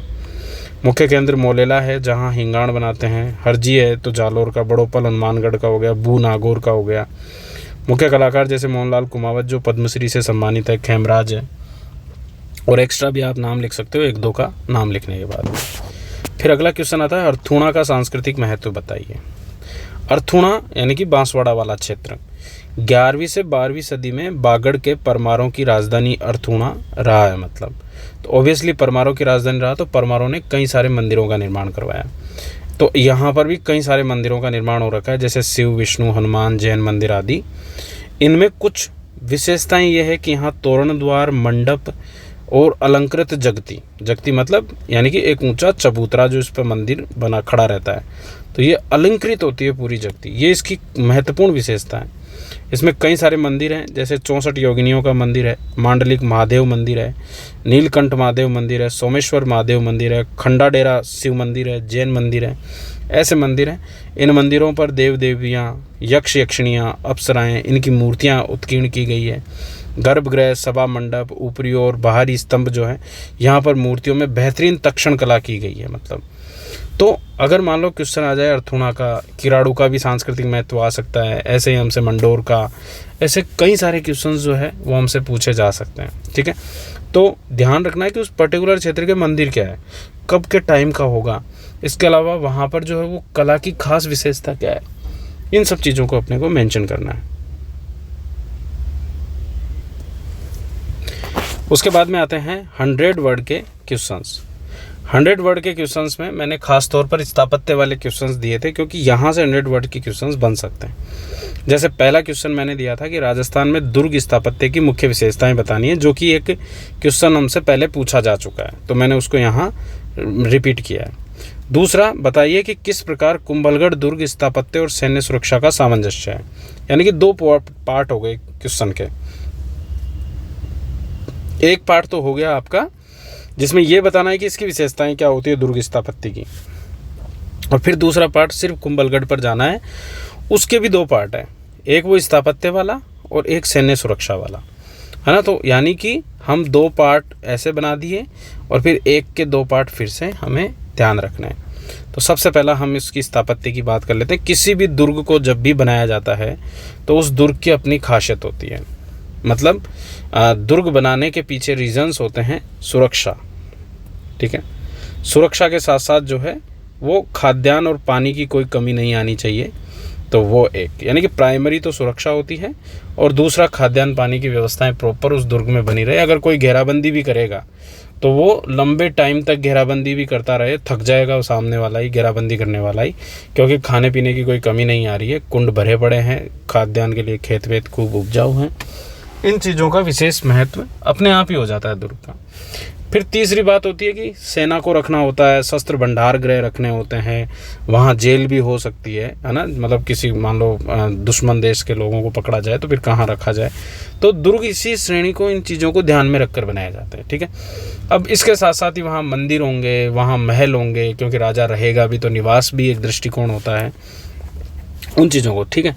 तो दुर्ग प्राय सामरिक और सुरक्षा के लिए बनाए जाते हैं। सुरक्षा की दृष्टि से दुर्ग पहाड़ियों पर, गहरी नदियों के किनारों पर, आपने जल दुर्ग पढ़े होंगे, आपने गिरी दुर्ग पढ़े होंगे, ऊंची पहाड़ियों पर दुर्ग है, गहरी नदियों के किनारे हैं, और मैदानी भागों में भी है तो विशाल परकोटे से बने हुए पैक्ड दुर्ग है। मतलब दुर्ग के निकट प्राय गहरी खाइयाँ होती है जिसमें पानी भरकर जहरीले जानवर वगैरह ये सब रख दिए जाते हैं आसपास के इन क्षेत्रों में। जंगल में होंगे तो वहाँ पर भी इसी तरीके का होगा, है ना। पारिद और पारिक दुर्ग, वन्य दुर्ग वगैरह और ये जो रहते हैं उनकी खासियत ये होती है कि जहरीले जंगली जानवर होंगे, गहरी खाइयाँ होगी, छोटी छोटी खाइयाँ होगी ताकि सामने वाला खाइयों में भी ना उतर पाए, ठीक है।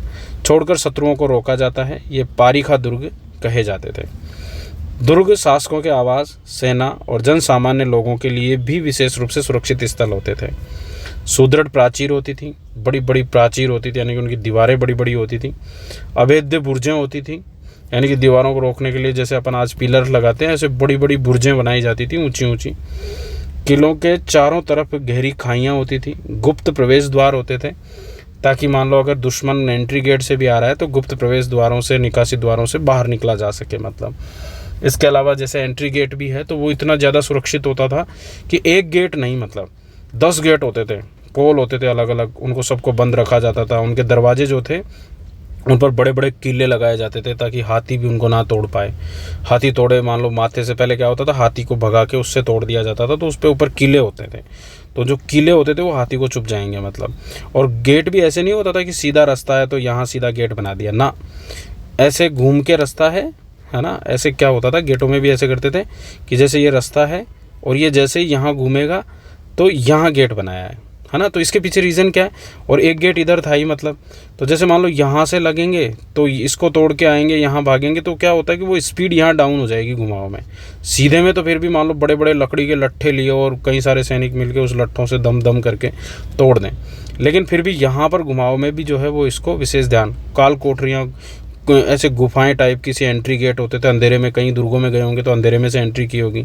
छोटी छोटी ऊपर चढ़ने की छोटी छोटी सीढ़ियाँ होती थी ताकि एक दो सीढ़ी भी चूक जाए, सीढ़ियों में अंधेरे होते थे, मतलब उस टाइप में होता था, है ना। तो बहुत ही बेहतरीन तरीके से सुरक्षा के दृष्टिकोण से किलों को बनाया जाता था।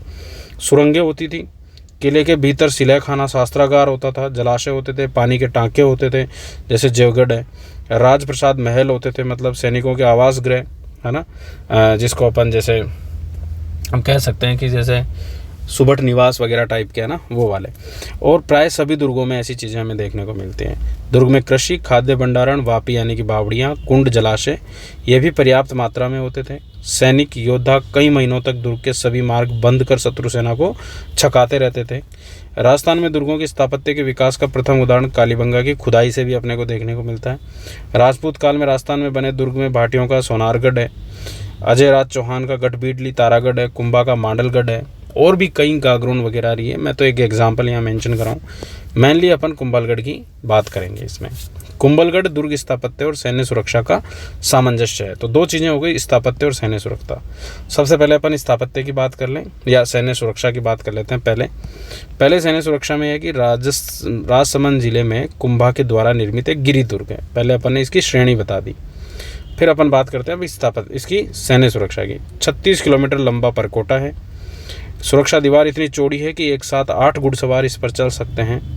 ऊपरी छोर पर कटारगढ़ दुर्ग है जो पूरे राज्य की निगरानी की जा सकती है, यानी कि इसका सबसे ऊंचा क्षेत्र जो है वो कटारगढ़ है ना। उसी में ही महाराणा प्रताप का जन्म हुआ था, जूनी कचहरी में, तो वो वाला कटारगढ़ दुर्ग जो कुंभा का निवास स्थल था। इसे ही मेवाड़ की आंख कहा जाता है। यहाँ इस किले में 50,000 लोगों के रहने की व्यवस्था भी थी, मतलब उस टाइम पे। कर्नल टोड ने कुंभलगढ़ की तुलना सुदृढ़ प्राचीरों, बुर्जों और कंगूरों के कारण एस्ट्रुकन किले से की थी, मतलब। वहीं अगर अपन स्थापत्य की बात करते हैं इस दुर्ग की, तो ये बेजोड़ दुर्ग है क्योंकि यहाँ शाही आवास कटारगढ़ है, कुंभ स्वामी मंदिर है जो कुंभा ने यहाँ बनवाया था, झाली रानी और उड़ता राजकुमार की छतरियाँ हैं यहाँ पर, पृथ्वीराज है ना उसकी छतरी है यहाँ पर, मामादेव कुंड है, झाली बावड़ी है, राजप्रसाद महल है, वेदी मंदिर है, पित्थला सा जैन मंदिर है, सैन्य आवास है। ऐसे कई सारे स्मारक जो है वो हमें देखने को मिलते हैं। तो दो भाग हो गए, एक स्थापत्य और एक सुरक्षा। इस रूप में यह दुर्ग स्थापत्य और सैन्य सुरक्षा का बेहतर सामंजस्य है ना। तो 2 पॉइंट्स हमने अच्छे से कवर किए। अगला देखते हैं, राजस्थान की चित्र शैली में बूंदी और किशनगढ़ शैलियों की समानता और भिन्नता को रेखांकित करना अपने को, कि दोनों में क्या तो समानता है और क्या विशेष भिन्नताएं हैं, मतलब। तो सबसे पहला समानता की बात कर लें। समानता की अगर अपन बात करते हैं, देखो ये क्वेश्चन पूछा हुआ भी है ना, तो इसलिए उस हिसाब से ही आपको इसको तैयार करना है। बूंदी और किशनगढ़ अब दोनों को इमेजिन करना है, दोनों में आपने क्या पढ़े हैं, कौन से चित्र पढ़े हैं, क्योंकि अगर आपने अच्छे से पढ़ा है तो आप अच्छे से रिकॉल कर पाएंगे चीज़ों को। तो सबसे पहला प्रकृति चित्रण दोनों में होता है, किशनगढ़ शैली में भी, जैसे कि रात्रि का, चांदनी रात का चित्रण है, वहाँ का गोंदेलाव तालाब है उसका चित्रण है, उसमें हंस विहार का चित्रण है, बादलों के चित्रण है, तो वैसे टाइप के प्रकृति चित्रण है। झीलें हैं, पशु पक्षी उसमें दिखाए जाते हैं। भगवान श्री कृष्ण के किशनगढ़ शैली में भी कृष्ण, इवन बनी ठनी को कृष्ण की प्रेमिका राधा के रूप में ही चित्रित किया गया था। हालांकि वो नागरीदास जो थे वहाँ के राजा, उनकी प्रेमिका हुआ करती थी रसिक बिहारी, उनका भी चित्र है, लेकिन विशेष रूप से वो राधा के रूप में उसे चित्रित किया गया है। ऐसे भगवान श्री कृष्ण जो है वो गोपियों के साथ में चांदनी रात के समय जो वो झूला झूल रहे हैं, तो वैसे चित्र बने हुए हैं, तो बहुत बेहतरीन चित्र उसमें है। गोवर्धन धरण का चित्र बना हुआ है, तो यहीं बूंदी में भी इसी तरीके की जो है वो चित्र काफ़ी बनाए गए हैं, क्योंकि इवन बूंदी के राजा जो हुआ करते थे वो वल्लभ संप्रदाय से प्रभावित थे, तो उन्होंने मतलब ऐसे चित्रों को निर्माण को बढ़ावा दिया। नारी पुरुष सौंदर्य पर खास बल दिया गया है। पगड़ियों के चित्र हो गए, नारियों के चित्रण हो गए, राग रागिनियों के चित्र हो गए, वो वाले पारदर्शी वस्त्रों का अंकन किया गया है, और सामंती परंपरा के चित्रण भी इनमें देखे गए हैं। मतलब सामंती परंपरा के चित्र सभी चित्र शैलियों की विशेषता है। अब इनके डिफरेंसेस कौन कौन से हैं? देखो, इतनी समानता होने के बावजूद इनमें कई सारे विशेषताएं हैं, अलग अलग दोनों को इसीलिए जाना जाता है। बूंदी शैली की बात करोगे तो यह हाड़ौती शैली की एक उप शैली है, जो उम्मेद सिंह के संरक्षण में विकसित हुई है संबंध की बात करें तो, जबकि ये जो है वो मारवाड़ शैली की उपशैली है, और ये यहाँ के राजा जो थे सावंत सिंह, उनकी संरक्षण में विकसित हुई है नागरीदास के में। इस पर जो प्रभाव पड़ा है, क्योंकि इस शैली में जो नाक बनाए जाते थे, जो आँख बनाई जाती है, जो कपड़े हैं वो बनाए जाते हैं, उनकी डिज़ाइंस जो है वो कहीं ना कहीं मेवाड़ और मराठा शैली से डेवलप हुई है। और इसकी जो डिज़ाइंस है किशनगढ़ शैली की, वो ब्रज शैली विशेष रूप से कांगड़ा और ब्रज वाला इलाके से प्रभावित है। और ब्रज में भी हम अगर बात करें तो जैसे वल्लभ संप्रदाय था, फिर वहाँ श्रीनाथ जी को लाया गया था नाथ द्वारा उस क्षेत्र में, तो उसका प्रभाव भी हमें इस क्षेत्र में देखने को मिलता है किशनगढ़ शैली में, क्योंकि ज़्यादा दूर नहीं है अजमेर, अजमेर के बाद में उधर की भीलवाड़ा और राजसमंद, उस क्षेत्र में नाथ द्वारा नाथ संप्रदाय, इसमें श्रीनाथ जी का प्रभाव है, तो वो वल्लभ संप्रदाय का प्रभाव भी इस शैली में अपने को देखने को मिलता है। ठीक है, और वो भी नागरीदास महत्वपूर्ण मतलब एक राजा थे, और वो उन्होंने त्याग भी कर दिया, वो प्रभावित भी थे इससे, तो इस वजह से इसका जो विषय था वो पहाड़ी, घने जंगल, क्योंकि बूंदी में पहाड़ियाँ हैं, जंगल हैं, तो विशेष रूप से उस दृश्य को रखा गया, मतलब है ना, इसमें वन्य जीवन, पक्षी वगैरह और ये खूब दिखाए गए इसमें।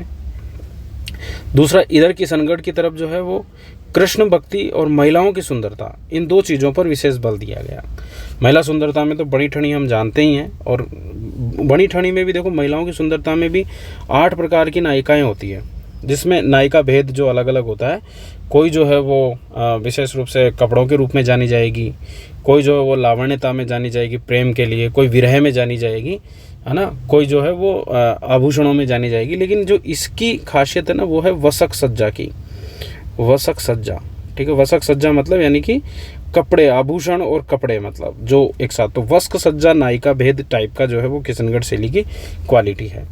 इसमें जो रंग संयोजन की बात करते हैं तो इसमें नारंगी और हरे रंग का यूज़ विशेष किया जाएगा, जैसे आसमान को दिखाने के लिए नारंगी, और हरा रंग जंगल वगैरह और दिखाने के लिए उसका प्रयोग करते हैं। इसमें सफ़ेद, गुलाबी, सलेटी, लाल विभिन्न रंगों का इस्तेमाल किया जाता है। प्रसिद्ध पेंटिंग की बात करें तो इसमें उम्मेद सिंह का जंगली सुअर का शिकार करते हुए का चित्र है, जबकि इसमें मोर ध्वज निहाल चंद्र का बनी ठनी का चित्र है, मतलब जो एक नायिका, वस्क सज्जा टाइप की नायिका का एक काफ़ी शानदार चित्रण है।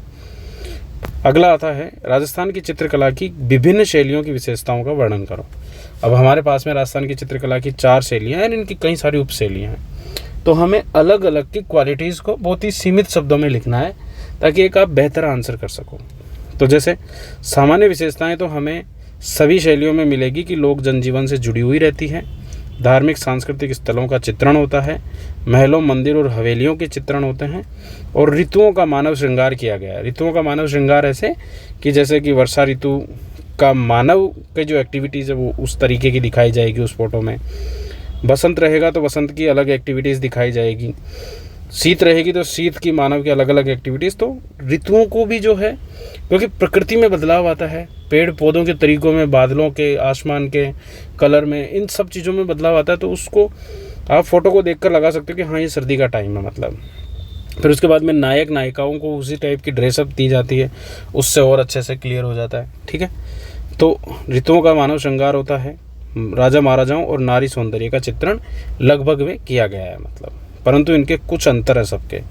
मेवाड़ शैली की खासियत है कि यहाँ श्रीनाथ जी के चित्र, देवगढ़ शैली में हल्दी घाटी के चित्र खूब बने हैं मतलब, क्योंकि आपको पता है मेवाड़ में देवगढ़ शैली जो है वो तो हल्दी घाटी के चित्रों के लिए जानी जाती है, और श्रीनाथ जी यानी कि नाथद्वारा वाली शैली जो है वो श्रीनाथ जी के चित्रों से जानी जाती है।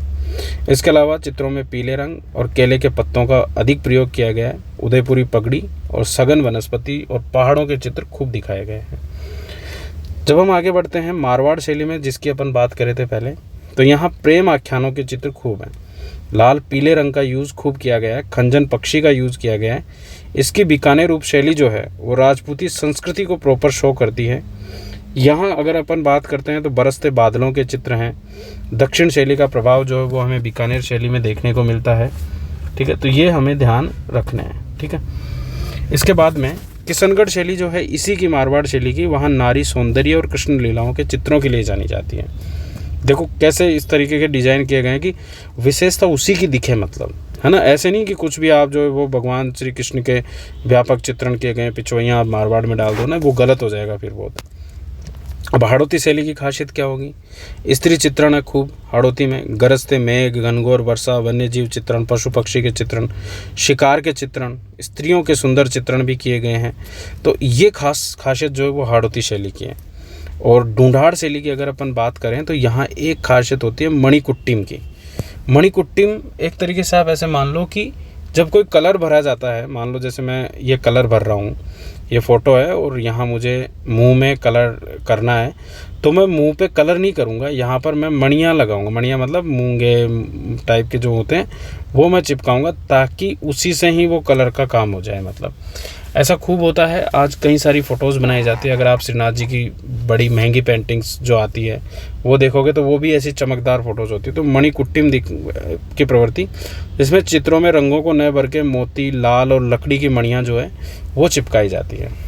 इस शैली में आदमकद चित्र इसकी खासियत है। भित्ति चित्र इसी शैली की देन है। बाद में शेखावटी में व्यापक भित्ति चित्र बनाए गए। इसके अलावा अलवर शैली में पुरुषों की मुख का आकृति जो है वो आम की शक्ल में बनाना, मतलब ये इसकी एक बड़ी खासियत रही है। कामशास्त्र की फ़ोटोज़ भी खूब बनाई गई है अलवर शैली में। स्त्रियों को पुरुषों से छोटा दिखाना और यूरोपीय, मुग़ल और ईरानी प्रभाव जो है वो हमें ढूंढाड़ शैली में परिलक्षित होता है। ये चित्रकला की मैंने आपको विशेषताएँ जो है वो सबकी बताई है। अब अगला है मतलब अपने अलग अलग उसकी, और अब अपन कॉमन वाला क्वेश्चन देख रहे हैं कि राजस्थानी चित्रकला की विशेषताओं पर एक व्यापक लेख लिखना है अपने को। तो अब क्या क्या चीज़ें हैं जो राजस्थानी चित्रकला में हमें देखने को मिलती है? देखो, राजस्थानी चित्रकला की पहली खासियत है उसकी प्राचीनता।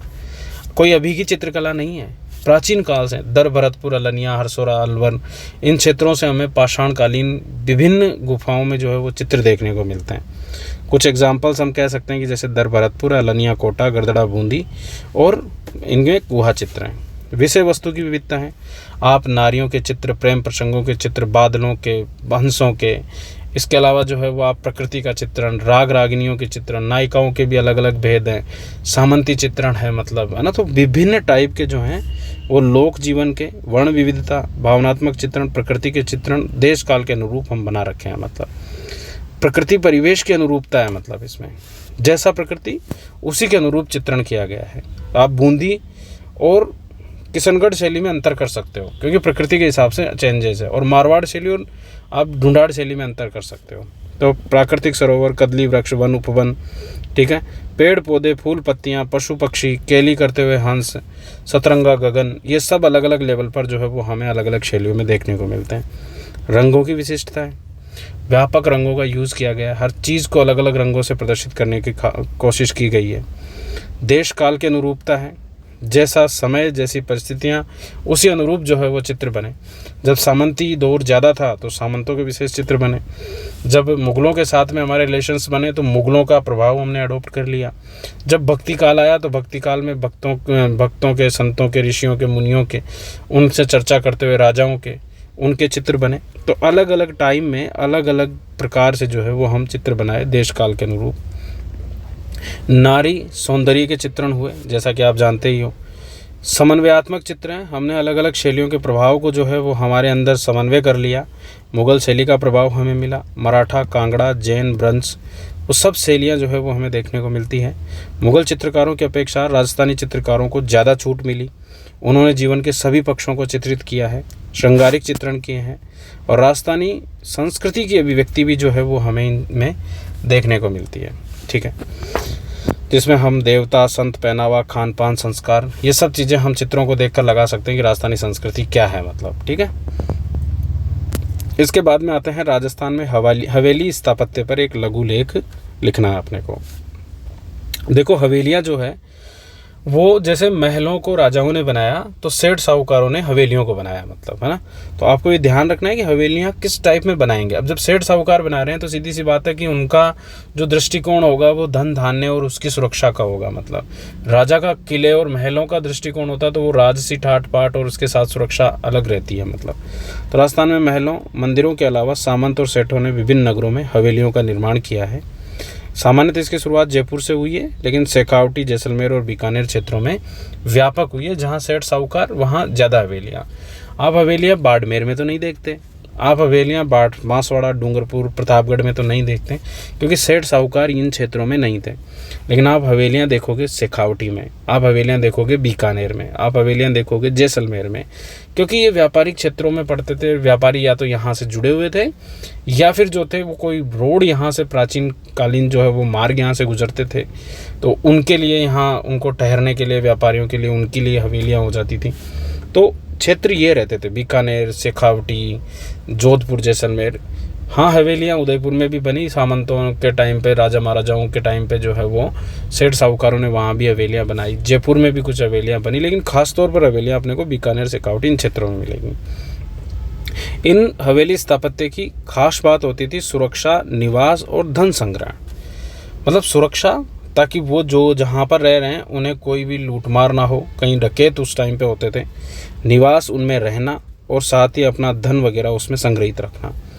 इन हवेलियों में खिड़कियाँ और छोटे दरवाजे रखे जाते थे। छोटी खिड़कियाँ, छोटे दरवाजे इसलिए होते थे ताकि वेंटिलेशन प्रॉपर हो और साथ ही साथ सुरक्षा भी अच्छी खासी हो सके। बड़े दरवाज़ों में सुरक्षा कम होती है, लेकिन छोटे दरवाज़ों में एंट्री निकासी ये ठीक ढंग से होने की वजह से जो है ये अच्छे से जो है वो मेंटेन किए जा सकते हैं। जैसलमेर की हवेलियों में लकड़ी की छतें बनाई गई, पत्थर को इंटरलॉक किया गया, क्योंकि गर्मी की वजह से तो वो प्रकृति परिवेश को भी ध्यान में रखा गया। लकड़ी की छतों से विशेष रूप से जो है वो एक तरीके से गर्मी को एब्जॉर्ब कर लेती है और वो ठंडक जो है वो अंदर की तरफ बनी रहती है। इवन हवेलियों में अंदर की तरफ फंवारे तक लगाए गए, है ना। इसके साथ अगर आप देखोगे तो इंटरलॉक पैटर्न का मतलब होता है कि चूने ऊने का प्रयोग कम किया गया है। आपस में ऐसे लॉक बनाए गए जिनसे जुड़ती है और जुड़कर वापस आप उसे खोल सकते हो। जैसे जैसलमेर की हवेलियों की खासियत है कि आप उनको खोलकर दूसरी जगह ले जा सकते हो, मतलब, है ना। ऐसा नहीं है कि आप चले जाओगे, लेकिन उसको आप पूरा खोल के वापस जोड़ सकते हो, कहने का मतलब ये है। ठीक है। शेखावटी की हवेलियों की बाहरी दीवारों पर व्यापक चित्रांकन किया गया है, तो वो भित्ति चित्रों का स्वर्ग कहलाती है। हवेली में प्रकाश और हवा की प्रॉपर व्यवस्थाएं रखी गई है। हवेली में मुख्यतः बहुमंजिला बनाई जाती थी। नीचे की मंजिल जो विशेष रूप से कोई रहने के लिए नहीं होती थी, मतलब ऊपर की मंजिल जो है वो रहने के लिए होती थी, उसको और अलंकृत किया जाता था मेहमानों के लिए। ऐसे प्रॉपर अलग अलग उद्देश्यों के लिए मंजिलें होती थी। गर्मी से बचने के लिए दोहरी छतों का निर्माण होता था, बीच में हवा होती थी, तो वो हवा पूर्व कंडक्टर होती है ऊष्मा की, तो उस तरीके से वो जो है वो हवा इधर से उधर नहीं जा पाती थी। हवेलियों में छोटी सीढ़ियाँ होती थी जो सुरक्षा के दृष्टिकोण से बनाई जाती थी, और अंधेरा रखा जाता था उसमें, मतलब छोटे दरवाज़ों में झुक के प्रवेश करना। उसके पीछे भी रीजन्स होते थे अलग अलग सुरक्षा के। मुख्य रूप से निवास दूसरी और तीसरी मंजिल पर बनाया जाता था, नीचे नहीं होता था, है ना। बीकानेर में लाल पत्थर, तो आपके जैसलमेर में पीले पत्थर का यूज किया गया। है ना, इस तरीके से। तो ये अपने को याद रखना है। बाकी इन पे यूरोपीय पद्धति, मुगल मेवाड़ पद्धति, इन सब का तो प्रभाव रहेगा ही। राजस्थान की प्रमुख हवेलियाँ जैसे कि जैसलमेर में नथमल और सालिम सिंह की हवेली, इसे जाज महल कहा जाता है सालिम सिंह की हवेली को, जो 7 खंडी हवेली होती थी। पटुओं की हवेली है। बीकानेर में बच्छावतों की, मोहता मुंदड़ा रामपुरिया की हवेली है। शेखावटी में नवलगढ़, बिसाऊ, डुंडलोद, मुकुंदगढ़, चिड़ावा, महणसर, ये कई ऐसे स्थान हैं जहाँ व्यापक हवेलियाँ बनी हुई है। इनमें सोने चांदी की हवेली, 4 चौक की हवेली, सेठ राधा कृष्ण की हवेली, नाथुराम पोद्दार की हवेलियाँ बहुत फेमस रही हैं। विभिन्न विशेषताओं के साथ ही जोधपुर, जयपुर, कोटा, भरतपुर, इन क्षेत्रों में भी हवेलियों का निर्माण रहा है, जो राज्य की स्थापत्य और संस्कृति संरक्षण और चित्रकला के दृष्टिकोण से महत्वपूर्ण है। अब यहाँ बात यह है, जब आप ये पढ़ रहे हो तो ये वाला पॉइंट जो है वो निष्कर्ष है, इसमें आप पूरा निचोड़ लिख दो, ठीक है। और आपको एक्स्ट्रा कुछ पॉइंट आता है तो वो आप मेंशन कर सकते हो। दूसरा है कि राजस्थान में मंदिर स्थापत्य कला के विकास का उल्लेख करें। Mention the development of temple architecture of Rajasthan. बहुत बेहतरीन तरीके से इस क्वेश्चन को डिज़ाइन किया है, आप ध्यान से सुनना, क्योंकि ये क्वेश्चन डायरेक्टली 100 वर्ड का, 50 वर्ड का भी पूछा जा सकता है। तो सुनो, राजस्थान में मंदिरों का निर्माण 7वीं, ये इंट्रोडक्शन, ठीक है, 7वीं शताब्दी के पूर्व ही शुरू हो गया था, परंतु मंदिर वर्तमान में अवशेषों के रूप में ही विद्यमान है। आपने बैराट का गोल मंदिर के अवशेष पढ़े होंगे, तो उस रूप में हम कह सकते हैं बैराट का, नहीं विराट नहीं, बैराट का या विराट नगर का, इस तरीके से पढ़ सकते हैं। नगरी का एक वैष्णव मंदिर है, वो भी खंडित अवस्था में, ये गुप्तकालीन मंदिर थे जो बहुत ही विराट, जो ये जो गोल मंदिर है ये तो मौर्यकालीन ही मंदिर है, लेकिन ये जो है नगरी, ये गुप्तकालीन मंदिर है। तो ये एक्चुअली वैसे मंदिर है जब यहाँ चबूतरे पर एक छोटा सा मंदिर बना दिया जो बिल्कुल खंडित अवस्था में है, तो या तो है ही नहीं वो चबूतरा भी, और चबूतरा तो मंदिर जैसा कुछ नहीं है। परंतु मंदिरों का विकास 7वीं से 10वीं सदी के मध्य हुआ, जिसमें गुर्जर प्रतिहार जो थे उन्होंने इन मंदिरों का निर्माण करवाया, और जो शैली उन्होंने डेवलप की मंदिर निर्माण की वो कहलाई महामारू शैली। इस शैली में मंदिरों का निर्माण मंडोर के प्रतिहार, सांभर के चौहान और चित्तौड़ के मौर्यों ने किया। तो सबसे इंपॉर्टेंट बात किसने किया, ये अपने को पहले पॉइंट में मेंशन कर देना है भाई। अब मान लो 20 वर्ड का पूछ ले, राजस्थान में महामारू शैली, है ना, या राजस्थान में 7वीं से 10वीं सदी के मध्य के मंदिर निर्माण, तो फिर अपने को वो वाले पॉइंट्स मेंशन करने, ठीक है। इसमें अब कई सारे दौर चले, जैसे पहला जो अगर अपन बात करते हैं भाई, ये तो हो गया किसने बनवाया। अब इसके अलग अलग फेजेज, मतलब जैसे पहला फेज था इसका, पहला प्रारंभिक दौर जो 8वीं से 9वीं सदी तक चला, मतलब 7वीं, 8वीं, 9वीं, इस तरीके से ये 2-3 शताब्दियों तक जो है वो ये मंदिर निर्माण का दौर चला, जिसमें अपने कई सारे मंदिर बने। जैसे ओशिया में मंदिर बने जोधपुर के, चित्तौड़ में कई मंदिर बने, आबानेरी में मंदिर बने, ओशिया में सूर्य मंदिर, हरिहर मंदिर और महावीर मंदिर इसी दौर के मंदिर है, जो गुर्जर प्रतिहारों के द्वारा निर्मित मंदिर है। उसके बाद में फिर आता है विकसित गुर्जर प्रतिहार शैली, मतलब पहले दौर जो 8वीं 9वीं का टाइम था तब तक तो नॉर्मल शुरुआत थी, मतलब फिर आया विकसित दौर, जिसमें अहुआ में कामेश्वर मंदिर जो 1857 की क्रांति में भी चर्चित रहा था, एक केंद्र बना था। बालोतरा खेड़ में रणछोड़ मंदिर जो इस दौरान का बेहतरीन मंदिर था 9वीं सदी का। फिर इस शैली का पूरा विकास हो चुका था, और इसी शैली के आसपास जो है वो सोलंकी शैली भी डेवलप हो गई थी 10वीं से 11वीं सदी के बीच में। इसमें मेड़ता में केकिंद में और जसनगर का जो है वो नीलकंठ मंदिर, इसके अलावा हर्षनाथ मंदिर है सीकर का, और पारानगर जो अलवर का है वहाँ पर नीलकंठेश्वर मंदिर, ये मंदिर जो थे वो इस शैली की खासियतें थी, मतलब है ना। इसके बाद में ये शैली का अंतिम दौर चला, यानी कि प्रारंभिक, विकसित, अपन 4 फेजेस में देख रहे हैं, प्रारंभिक, विकसित गुर्जर प्रतिहार, पूर्ण विकास और सोलंकी शैली शुरू हो जाती है। अभी हम सोलंकी शैली नहीं पढ़ रहे हैं, पर इस दौरान इसके पैरेलल एक शैली और डेवलप हो गई, और एक आती है इसका अंतिम और भव्य मंदिर इस शैली का, लास्ट जो है किराड़ू का सोमेश्वर मंदिर, जो लगभग 1016 के आसपास बनाया गया, और इसे राजस्थान का खजुराहो भी कहा जाता है। मतलब इसी क्रम को आगे बढ़ाया जालोर के गुर्जर प्रतिहारों ने, चौहानों ने, परमारों ने और गुहिलों ने। परंतु इस काल में कुछ और मंदिर गुर्जर प्रतिहार शैली से अलग भी बने। ऐसा नहीं था कि केवल गुर्जर प्रतिहार शैली ने ही मंदिर बनाए, जैसे बाड़ोली का शिव मंदिर, नागदा में शास्त्र बाहु का मंदिर, उदयपुर में जगत अंबिका मंदिर, ये मंदिर भी काफ़ी फेमस रहे। अब एक बार देखो, रिकॉल करो, वापस से सुनना। हमने पहले इंट्रो देखा कि 7वीं सदी से पहले भी मंदिर थे, लेकिन 7वीं से 10वीं सदी के रूप में महत्वपूर्ण मंदिर बने, जो गुर्जर प्रतिहारों की महामारू शैली थी।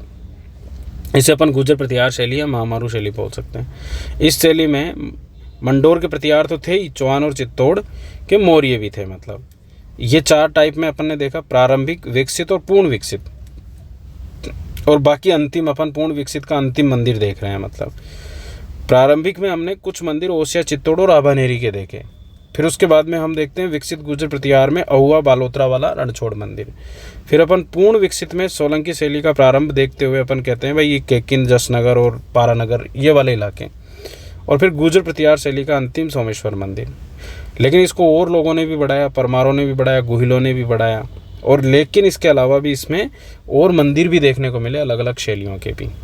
अब आती है सोलंकी शैली, जो 11वीं से 13वीं सदी के बीच की शैली है। जो सोलंकी या मारू शैली, वो महामारू, ये मारू शैली। इस दौरान मंदिर शिल्प का स्वर्णकाल कहा जाता है।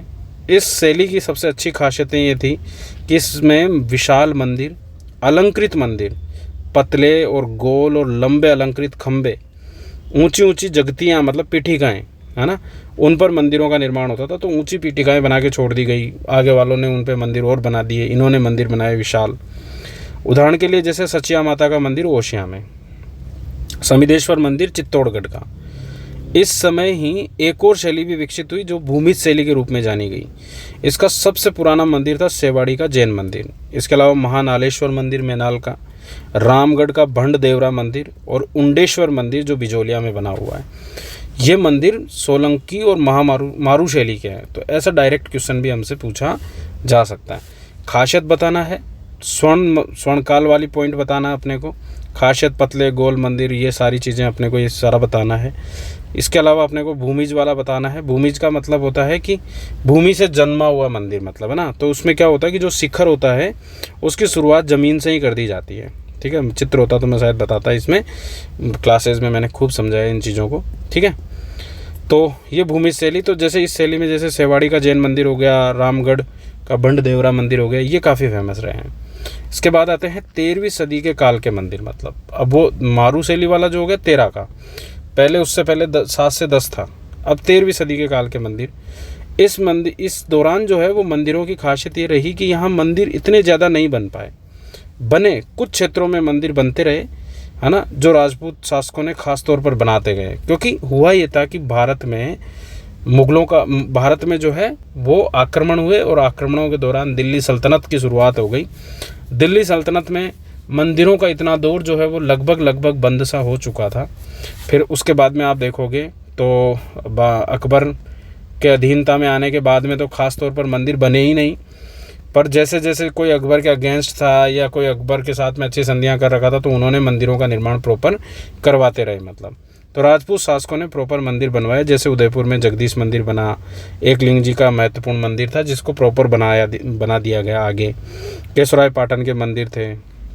आमेर में जगत शिरोमणि मंदिर भी बना अकबर के टाइम पे। ये मंदिर आकार में भव्यता लिए हुए थे।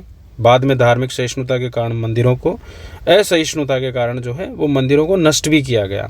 तो फिर इन मंदिरों का निर्माण भी बंद हो गया। फिर मंदिरों की खासियत हो गई हवेलियों में बनने लग गए। मतलब तो फिर राजस्थान में मंदिर निर्माण की एक अलग शैली डेवलप हुई 13वीं सदी के बाद में, वो थी हवेली शैली। ठीक है, राजस्थान में अनेक मंदिर बने जो वास्तुकला के दृष्टिकोण से अलग पहचान रखते हैं। इन मंदिरों में विशिष्ट तल विन्यास, संयोजन और स्वरूप का विकास हुआ जो इस धर्म की पूजा पद्धति और मान्यताओं के अनुरूप था। जैन मंदिर भी खूब बने। जैसे जैन मंदिरों की बात कर रहे हैं तो जैन मंदिर अपने खूब बने। दिलवाड़ा के मंदिर बने, रणकपुर, ओशिया, जैसलमेर, इन क्षेत्रों में भी अपने विशाल जैन मंदिर जो है उनका निर्माण रहा। मतलब ठीक है, और एक लास्ट और फाइनल क्वेश्चन जो यह है कि राजस्थान में निर्मित जो विभिन्न हस्तकलाएँ हैं उनका संक्षिप्त आपको निम्नलिखित का संक्षिप्त वर्णन करना है ना, हस्तकला नहीं। ब्लू पोट्री, थेवा कला और भटनेर का दुर्ग। तो सबसे पहले ब्लू पोट्री, है ना, जैसे चीनी मिट्टी के सफ़ेद बर्तन, उन पे नीले रंग का अंकन किया जाता है। जैसे पहले तो हमने क्या किया कि चीनी मिट्टी ले ली, उसका लुगदी बना ली प्रॉपर, जैसे लुगदी बनती है। उसमें कांच वगैरह जो भी अपने को जो मिलाने थे बुरादा वगैरह हो रही, जिससे उसकी प्रॉपर जो चमक दिखती रहे। फिर उसके ऊपर जो उसका पोट बना दिया जाता है, जैसे टेराकोटा के बर्तन बनाए जाते हैं मिट्टी के, वैसे ही इसका पोट बना दिया और उसके ऊपर प्रॉपर चित्रांकन किया जाता है। राम सिंह के काल में जयपुर में आई थी।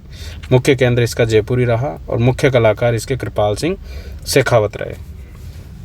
कृपाल सिंह शेखावत साहब ने तो नीले कलर के अलावा भी 25 से ज़्यादा रंगों का यूज़ करते हुए एक अपनी अलग शैली बना ली इसमें, कृपाल शैली। थेवा कला की बात करते हैं तो इसमें क्या करते हैं कि ये आभूषण निर्माण की कला है। प्रतापगढ़ का सोनी परिवार जो है वो इसमें सिद्धस्त है।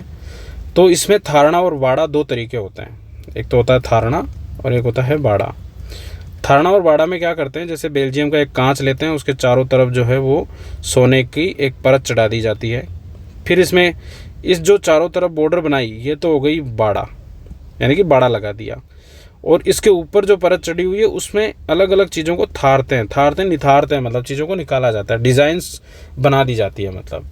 तो इसमें जैसे मोर वाली डिज़ाइन कट करके बाहर निकाल ली ऐसे, तो मोर बन जाएगा ना, अंदर से कांच दिखता रहेगा उस मोर वाले उस कांचे में से।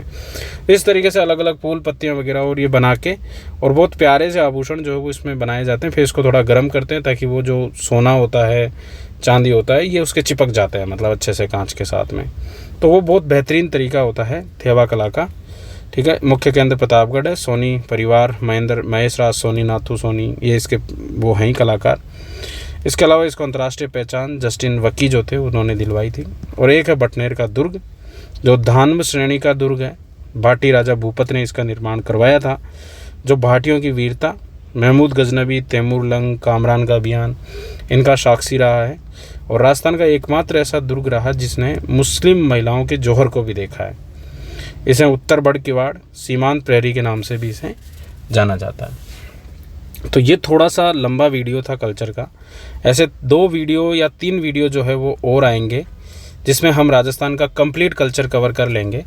तो आप लोग अपनी तरफ से भी लिखते रहें, और कोई डाउट हो तो आप मुझसे पूछें, कमेंट्स में पूछें, आप मुझे पर्सनली पूछ सकते हैं।